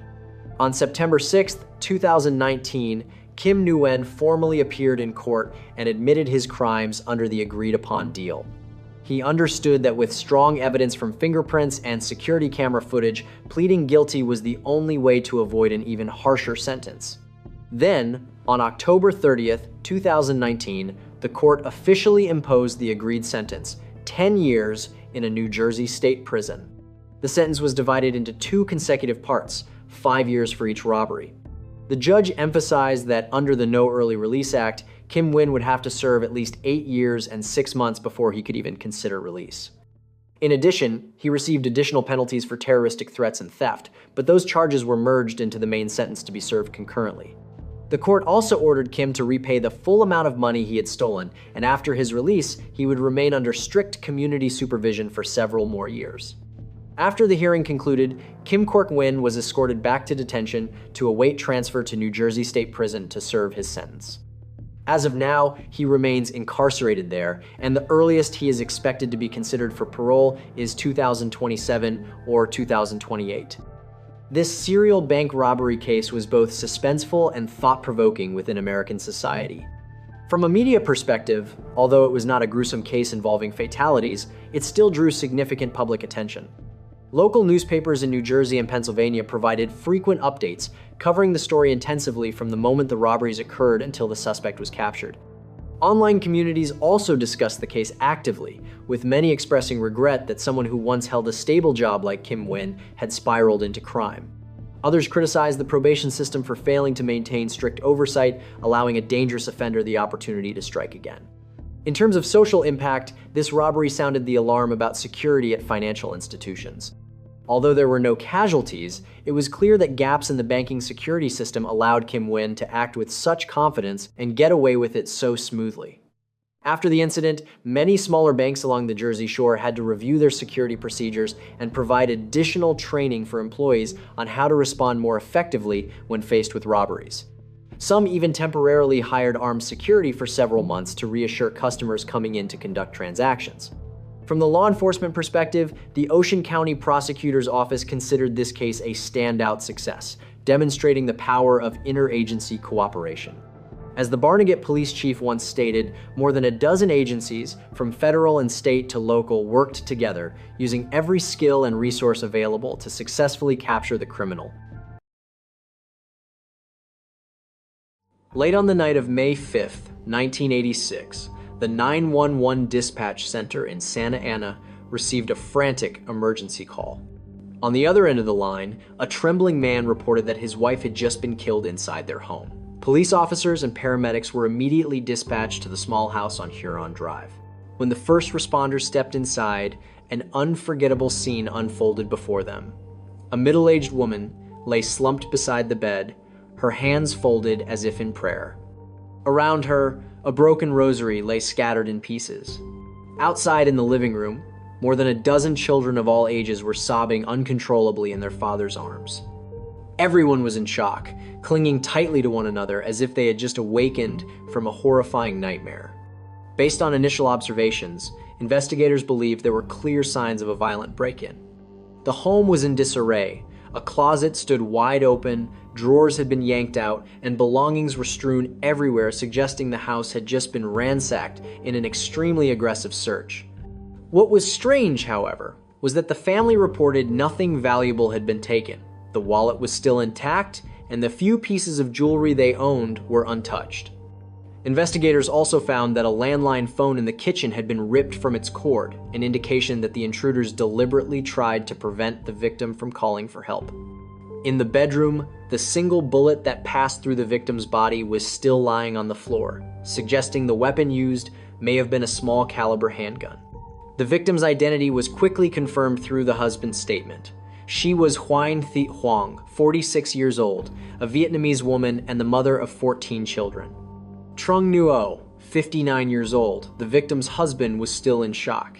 He and the children said that sometime after 10 p.m., 5 masked strangers suddenly burst into their home.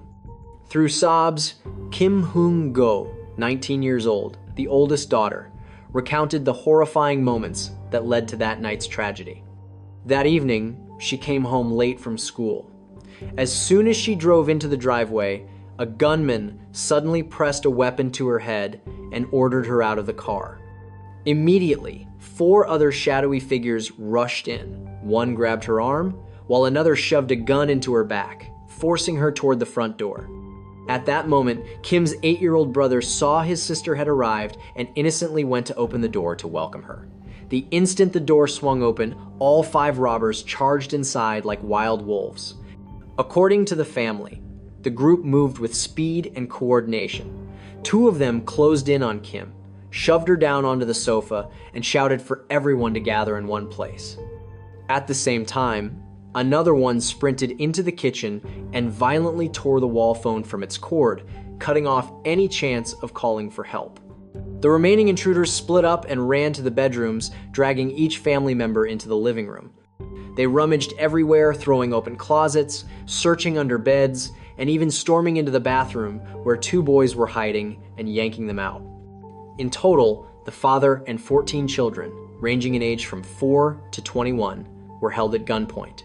They were forced to huddle together on the couch, and no one dared to move. The robbers then screamed repeatedly, demanding money.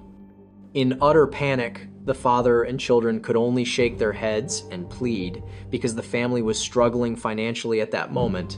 They had less than $100 in cash in the house. Beyond witness accounts, a nearby neighbor also provided an important lead. He told police that he had seen a dark green Datsun driving slowly around the neighborhood multiple times in the days before the crime. At one point, the unfamiliar young men even stopped the car to closely observe the row of houses before speeding away. From this, authorities formed an early assessment that the gang had likely conducted surveillance in advance. They may have chosen the family as a target because, from the outside, there were many cars parked in front of the house, leading the criminals to mistakenly believe this was a wealthy household. The unfortunate victim in this case was Nguyen Thi Hoang, 46 years old, a gentle, kind Vietnamese woman who was respected by everyone around her. She married Trung Ngo in the early 1950s in a rural village in southern Vietnam. Over 30 years of marriage, the couple raised 14 children together, 8 sons and 6 daughters. After 1975, Nguyen's family immigrated to San Diego, California, and around 1978, they moved to Santa Ana in Orange County after Trung found work in Little Saigon. Life in a new country was extremely difficult at first, but people always remembered Mrs. Hoang as resilient and hardworking. She stayed home as a homemaker, devoting herself completely to building a stable home and making sure all 14 children could receive a proper education. However, hardships struck when Trung lost his job in 1985 due to company layoffs. At 59, he faced major obstacles, finding new work, and the family's finances grew tighter by the day. Even so, Nguyen remained optimistic. She prayed even more diligently and often encouraged her husband and children to keep faith in the future. That is why her sudden death left an immeasurable void. 14 children lost their beloved mother forever, and Trung lost the life partner he deeply cherished. In the early days of the investigation, Santa Ana police were nearly at a dead end. The investigative team even suspected that the robbery crew may have fled to another state immediately after the killing, following the nomadic pattern they had seen before in some Vietnamese criminal groups they tracked. To expand the search, police worked with federal authorities to review records of groups that had committed similar crimes. Those records showed that from Houston, Texas to San Jose, California, there had been multiple robberies targeting Vietnamese families, often using the same method: masked intruders, guns used to control victims, and aggressive searches for valuables. Unlike traditional gangs with fixed territory, these groups moved freely, relying on networks of friends and acquaintances across different places. Just when the trail seemed faintest, an unexpected phone call completely changed the course of the case.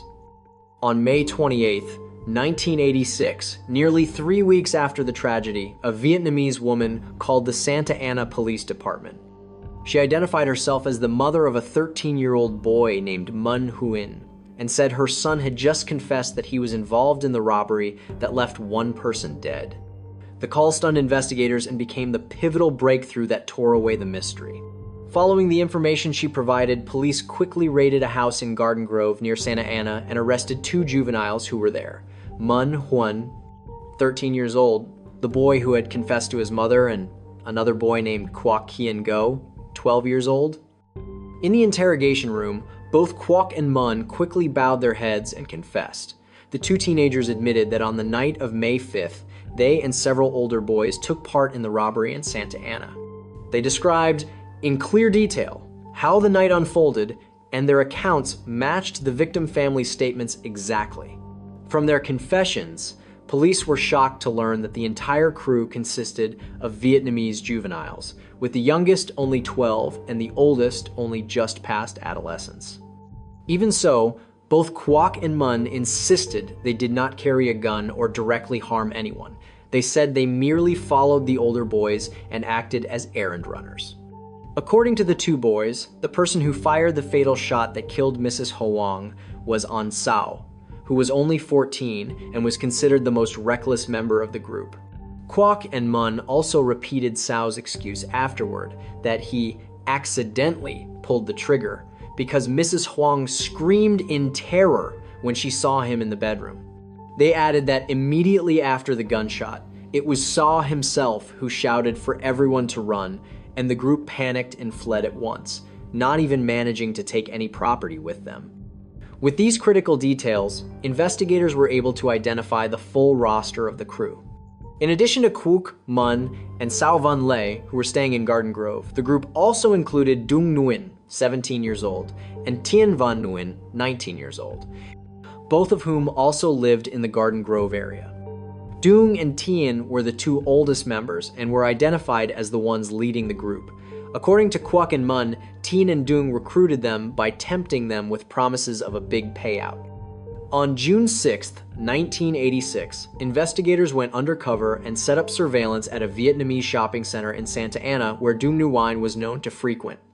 As planned, the moment Dung appeared, officers moved in quickly and arrested him before he could resist. Building on that success, on June 12, 1986, police carried out another raid on a house in Garden Grove and successfully apprehended Tien Van Nguyen as he stepped outside. However, the case still could not be closed because the shooter, Sao Van Lay, had vanished without a trace. On June 18, 1986, local newspapers and TV stations widely broadcast a notice that Sao Van Lay was wanted for murder and armed robbery. But after that, Sao seemed to disappear off the face of the earth. To this day, more than 3 decades later, Orange County authorities still keep his case open, with an arrest warrant that has no expiration, hoping that one day the killer will resurface and finally face justice. After the investigation, the profile of the perpetrators gradually came into focus. They were 5 Vietnamese youths, all extremely young. Among them, Sao Van Lay, 14 years old, was identified as the suspect who fired the shot that killed the victim. According to friends, Sao was stubborn and reckless, and he frequently associated with older delinquent youths. At an age when he should have still been in school, Sao committed a horrific crime and has remained on the run ever since. Next was Tien Van Nguyen, around 19 to 20 years old, believed to be the oldest member and likely the ringleader of the group. Tien lived in Garden Grove, but his background was complicated. On his birth records, his year of birth was listed as 1972, meaning he would have been only 14 at the time of the crime. Yet substantial evidence suggested he was actually around 20.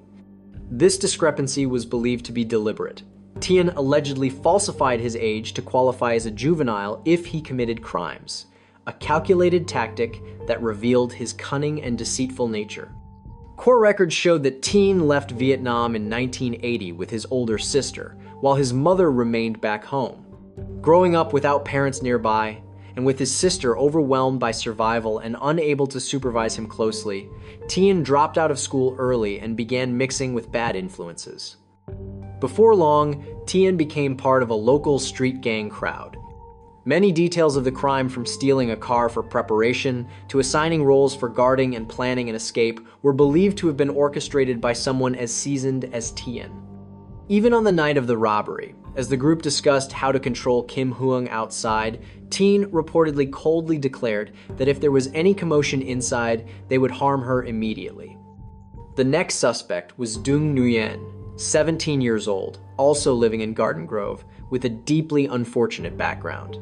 Dung was described as homeless and living a transient life. On the night of the crime, his role was to hold a gun, guard the hostages, or take part in ransacking the house.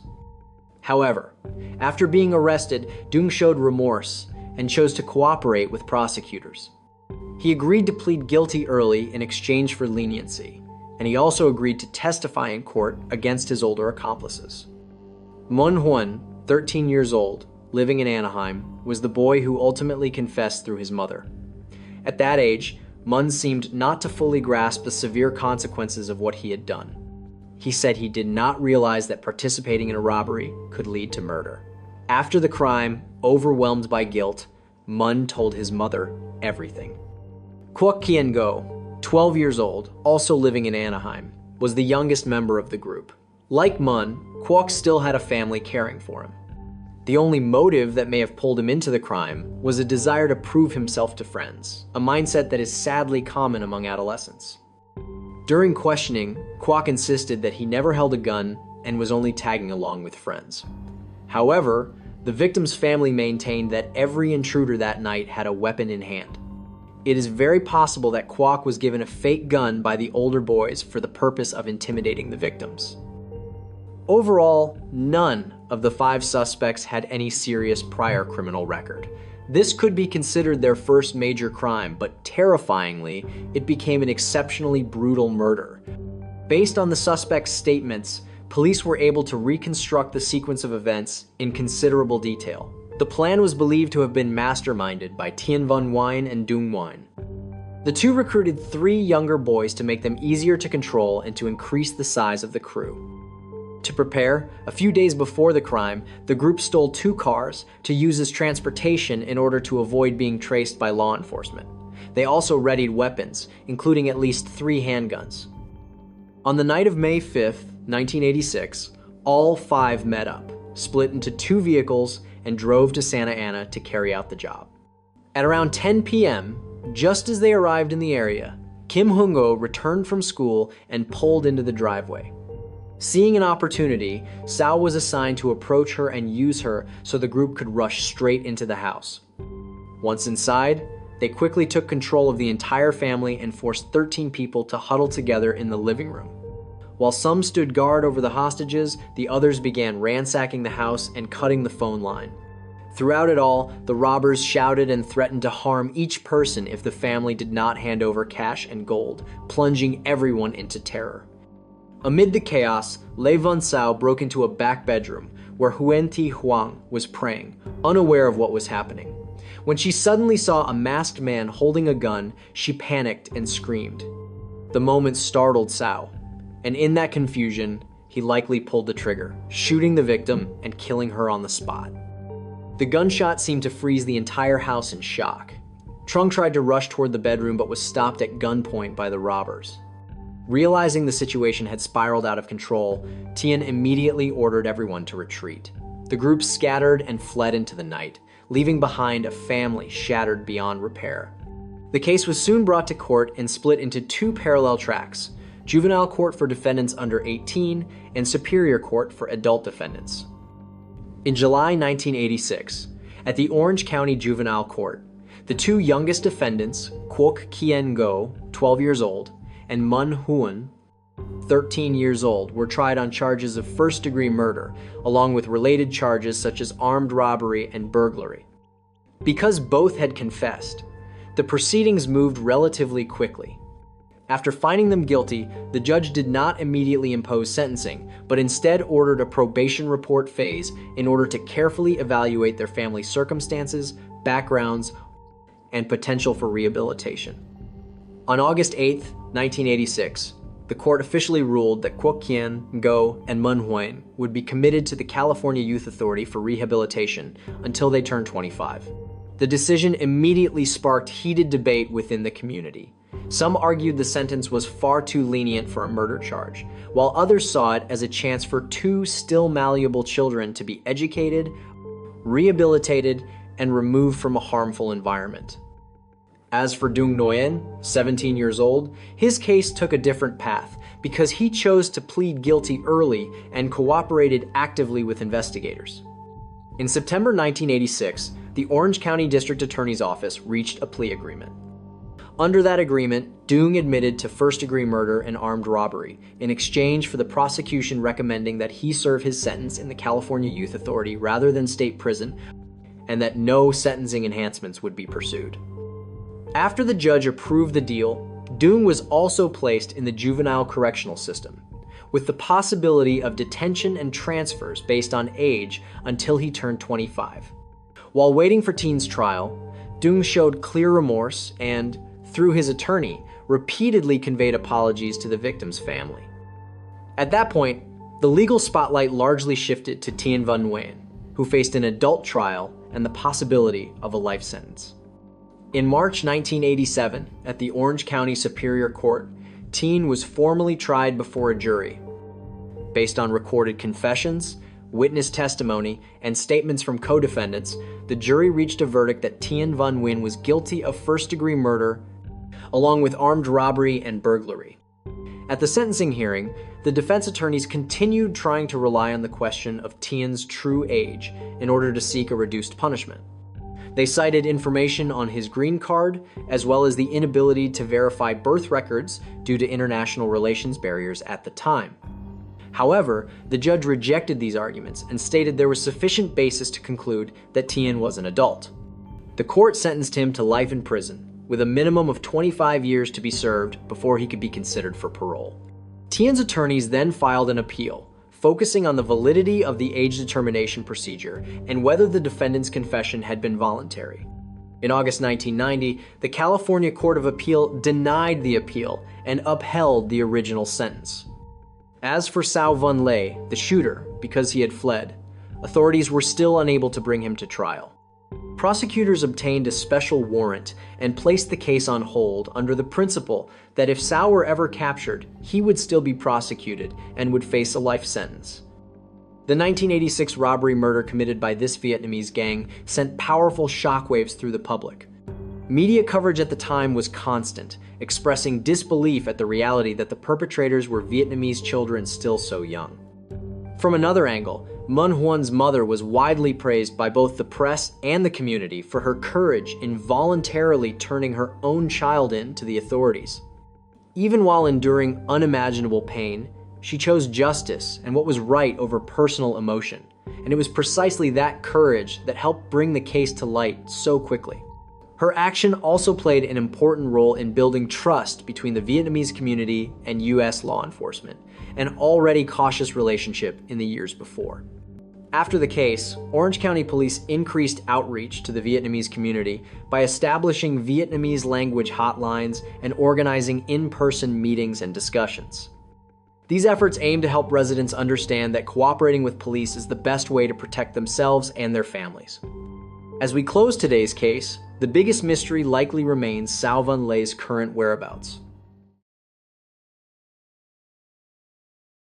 On Thursday afternoon, the 9th of January, 2025, the peaceful neighborhood of Bridgestone Lakes in Spring, Texas, suddenly became chaotic with the sound of police sirens.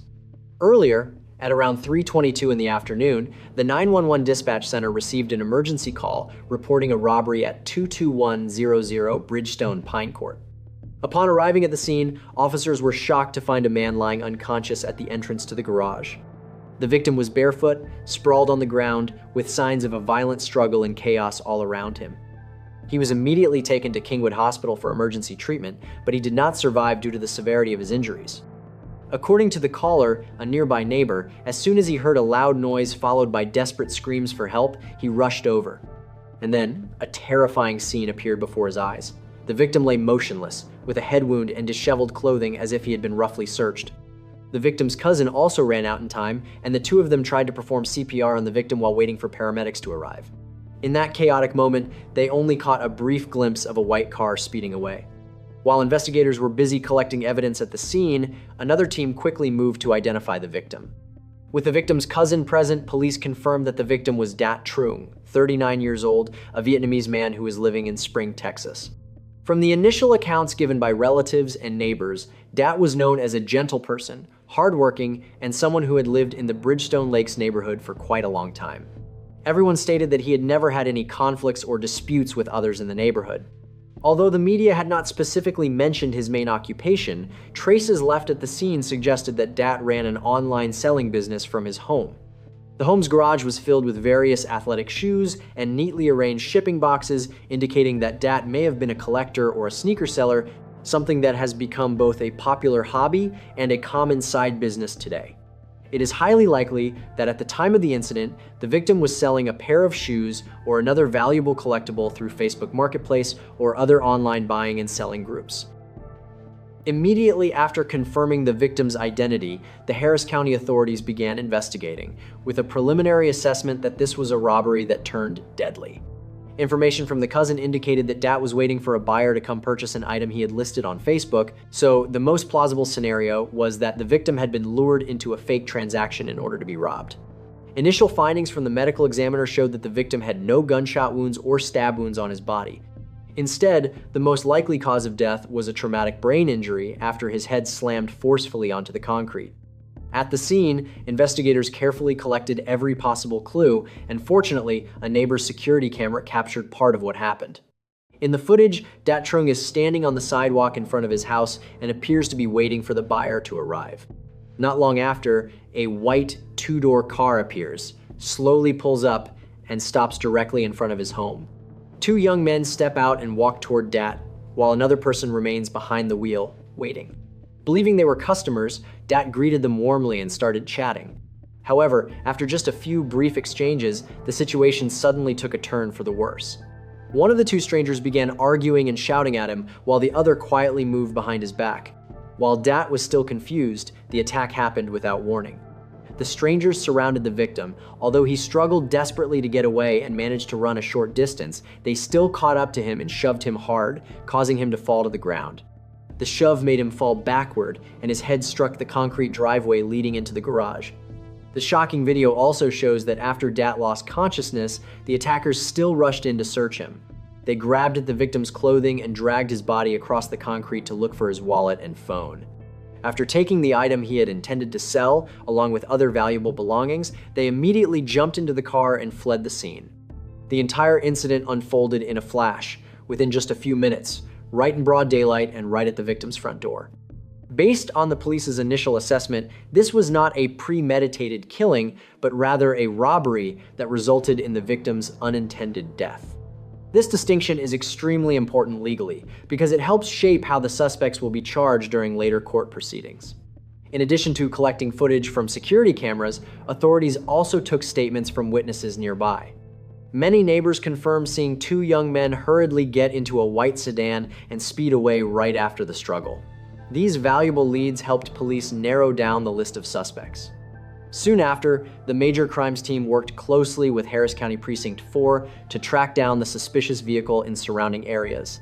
At the same time, they checked the victim's Facebook account to look for message history with the buyer. The results showed that Dat Trung had exchanged messages with an account using an unfamiliar name shortly before the incident occurred. Using the Facebook account information along with the physical descriptions provided by witnesses, investigators suspected that a local teenager might be involved in the robbery. The team went to an address in the Spring area to verify, and there they found a white car that perfectly matched the earlier descriptions. The vehicle was parked in the yard of a home owned by the family of a 17-year-old named Jose Soto. Police immediately set up a perimeter and arrested the suspect in the early hours of the following morning, the 10th of January, 2025. Soto was taken to the police station for questioning, and he admitted his role in the attack. Specifically, he was the one who had initiated contact with the victim, Dat Trung, on Facebook to arrange the fake transaction. He also provided the identity of the accomplice who was with him, allowing authorities to identify a second suspect who needed to be captured urgently, another 17-year-old named Dylan Kewal-Ramani. As soon as this name surfaced, investigators pulled Dylan's records, and they were stunned because he was not a novice. He was also tied to several other serious cases and already had an active warrant locally. In other words, Dylan was a seasoned offender despite his very young age. Knowing his accomplice had given up his name, Dylan Kewal-Ramani immediately fled from his residence in North Harris County. Because he already had prior experience evading law enforcement, tracking him down was far from easy. The Harris County authorities issued a statewide warrant for Dylan across Texas, while also working closely with the suspect's family and friends to persuade him to surrender. However, Dylan completely disappeared after the night of the crime. Reports indicated that he had moved through multiple counties and may even have left Harris County altogether. For more than 5 tense weeks, authorities followed every smallest lead, from checking known addresses to monitoring Dylan's activity on social media, while also coordinating with law enforcement in neighboring counties. In the end, the breakthrough came in mid-February of 2025, when the suspect was unexpectedly arrested in Fort Bend County while hiding at the home of an acquaintance. Shortly afterward, Dylan was extradited back to Harris County and charged with aggravated robbery as an accomplice in the incident that took Trung's life. The fact that Dylan was charged only with robbery, rather than a homicide-related charge like Soto, may be because prosecutors determined he did not directly cause the fatal injury, but instead intended to participate in the theft. It can be seen that the suspects in this case were all teenagers, still very young. Jose Soto was a 17-year-old Latin American teenager living in Spring, Texas. Although the media has not reported much about his family background, the fact that a 17-year-old became involved in such a serious robbery points to troubling signs about his environment and his character. It is still unclear whether Soto was drawn into crime by Dylan or whether he himself was the mastermind who, driven by material desires, devised the bold robbery plan. In this case, Jose Soto was identified as the one who acted most violently. Based on video evidence and the statements collected, it is highly likely that Soto was the one who shoved Trung to the ground, causing the severe injuries that led to his death. After being arrested, Soto quickly admitted what he had done, which may reflect belated remorse, or at least suggest that he did not foresee the horrific consequences of his actions. The second suspect in this case was Dylan Kewal-Ramani, also 17 years old. Although he was a few months younger than Soto, he seemed far more experienced in the criminal world. Official information from police stated that Dylan was facing several other serious felony charges in addition to this robbery case. That detail left the public shaken. Despite being only 17, Dylan had already entered a path of professional crime early on. In the incident that took Trung's life, Dylan played an active accomplice role by directly taking part in the violence and the robbery. The video images show Dylan working with Soto to drag the victim's body and search through his clothing. Dylan may not have been the one who directly pushed Dat down, but he certainly aided the theft and abandoned the victim while he was critically injured. To better understand the nature of the case and the role of each suspect during the crime, let's follow the reconstructed sequence of events as follows. On the morning of Thursday, the 9th of January 2025, Trung had an at-home sales appointment. This transaction had been arranged in advance through Facebook, but in reality, it was a trap set by Jose Soto and Dylan Kewal-Ramani. At around 3 p.m., Dat stepped outside and stood in front of his house, near the entrance to the garage, to wait for the buyer to arrive. Just a few minutes later, a white car suddenly appeared, moved slowly, and then came to a complete stop in front of his home. Jose Soto and Dylan Kewal-Ramani got out to approach Dat, while another person remained behind the wheel, waiting. At first, everything still unfolded like a normal transaction. However, after only a few brief exchanges, the atmosphere suddenly became tense when one of the two young men started acting confrontational, possibly by criticizing the item or offering an unreasonable price to pressure the seller. At the same time, the other stood slightly behind and kept scanning the surroundings, as if assessing the situation. The moment they realized the area was deserted with few people passing by, they decided to make their move. Suddenly, Jose Soto forcefully shoved Dat from the front. Then both of them closed in and pushed the victim backward toward the yard. In that chaotic moment, Dat still managed to break free and sprint toward the garage. However, the two robbers quickly caught up and shoved him hard again, causing him to fall, strike his head on the ground, and lie motionless. Even after the victim collapsed, the attackers did not stop. They rushed in to search him, grabbing valuables along with the item he had planned to sell. They dragged the victim's motionless body across the concrete to make it easier to rummage through him, ignoring his critical condition at the time. After taking everything they could, both of them ran back to the car where an accomplice was already waiting, and they immediately fled the scene. After the suspects were successfully arrested, the legal process was officially set in motion. On the 11th of January, 2025, suspect Jose Soto was brought to a preliminary hearing in Harris County. There, the judge informed Soto of the charges against him, including a homicide-related charge, possibly along with robbery.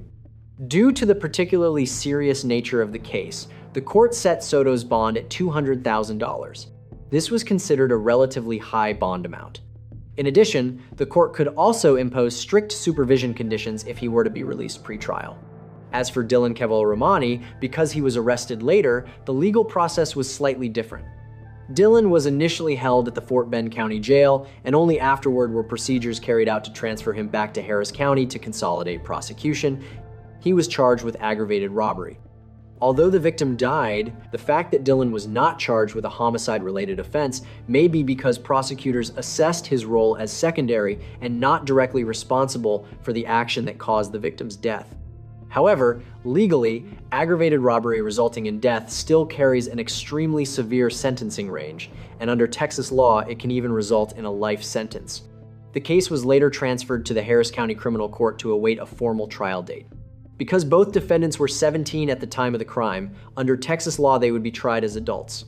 This means Soto and Dylan would face a jury, a judge, and prosecutors in criminal court rather than being tried in juvenile court.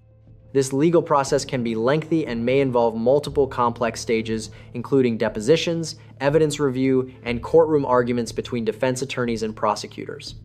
As of now, the case remains in the prosecution stage, and no final verdict has been issued for either Soto or Dylan. Although the official trials have not yet taken place, the legal outlook of this case is already considered fairly clear. Jose Soto will most likely face a first-degree murder charge with a maximum sentence that could reach life imprisonment. However, because he committed the crime at the age of 17, he will not be eligible for the death penalty under current U.S. law. As for Dylan Kewal-Ramani, he is facing an aggravated robbery charge, with a sentencing range that can also vary from 5 years to life imprisonment, depending on the specific circumstances. In addition, because both defendants were under 18 at the time of the offense, the court may consider their age as a mitigating factor. Still, given the exceptionally serious nature of the case, the likelihood that they will receive heavy sentences is almost certain. Dat Trung's case sent shockwaves through the local public in Houston as well as online communities for a long time. This heartbreaking tragedy sounded a warning bell about the dark side of online transactions, and it also served as a reminder of personal safety when meeting and interacting with strangers. After hearing the news, many people expressed deep sorrow for the victim, a gentle man who simply wanted to sell an item to earn extra income, but ultimately paid with his life. In parallel, the Harris County Sheriff's Office issued official safety advisories shortly after the incident, urging residents to be extremely cautious when buying and selling online. They also encouraged people to choose busy public places for meetups and ideally to bring a family member or friend along to ensure safety. In this case, there is still one unusual detail that has left many people wondering what exactly was the item Dat Trung had listed for sale that led to such a heartbreaking tragedy. As of now, police have chosen to keep this information confidential, possibly to protect the investigation or to avoid setting harmful precedents in society. Many online discussions have speculated that the item could have been a pair of branded athletic shoes worth several hundred USD, or possibly an expensive electronic device. However, no matter what it was, its material value can never be compared to a human life. Another question that has also been raised is whether there was a third accomplice who has not been arrested. The suspect's vehicle was believed to have carried at least 3 people, yet so far only 2 suspects have been charged. However, police have not provided specific information, which has left many people worried that the other accomplice may still be on the run. It is also possible that the driver was only inadvertently involved, for example, asked to give them a ride without knowing in advance about the robbery plan, so perhaps that is why this person has not been criminally charged. What do you think we should do to ensure our own safety when buying or selling with strangers? Leave your thoughts in the comments below and share the video to spread this information to more people. And don't forget to follow the channel to continue joining us for other compelling cases. That's where we'll end today's video. Goodbye, and see you again in the next case episode on Vietnamese Case Files.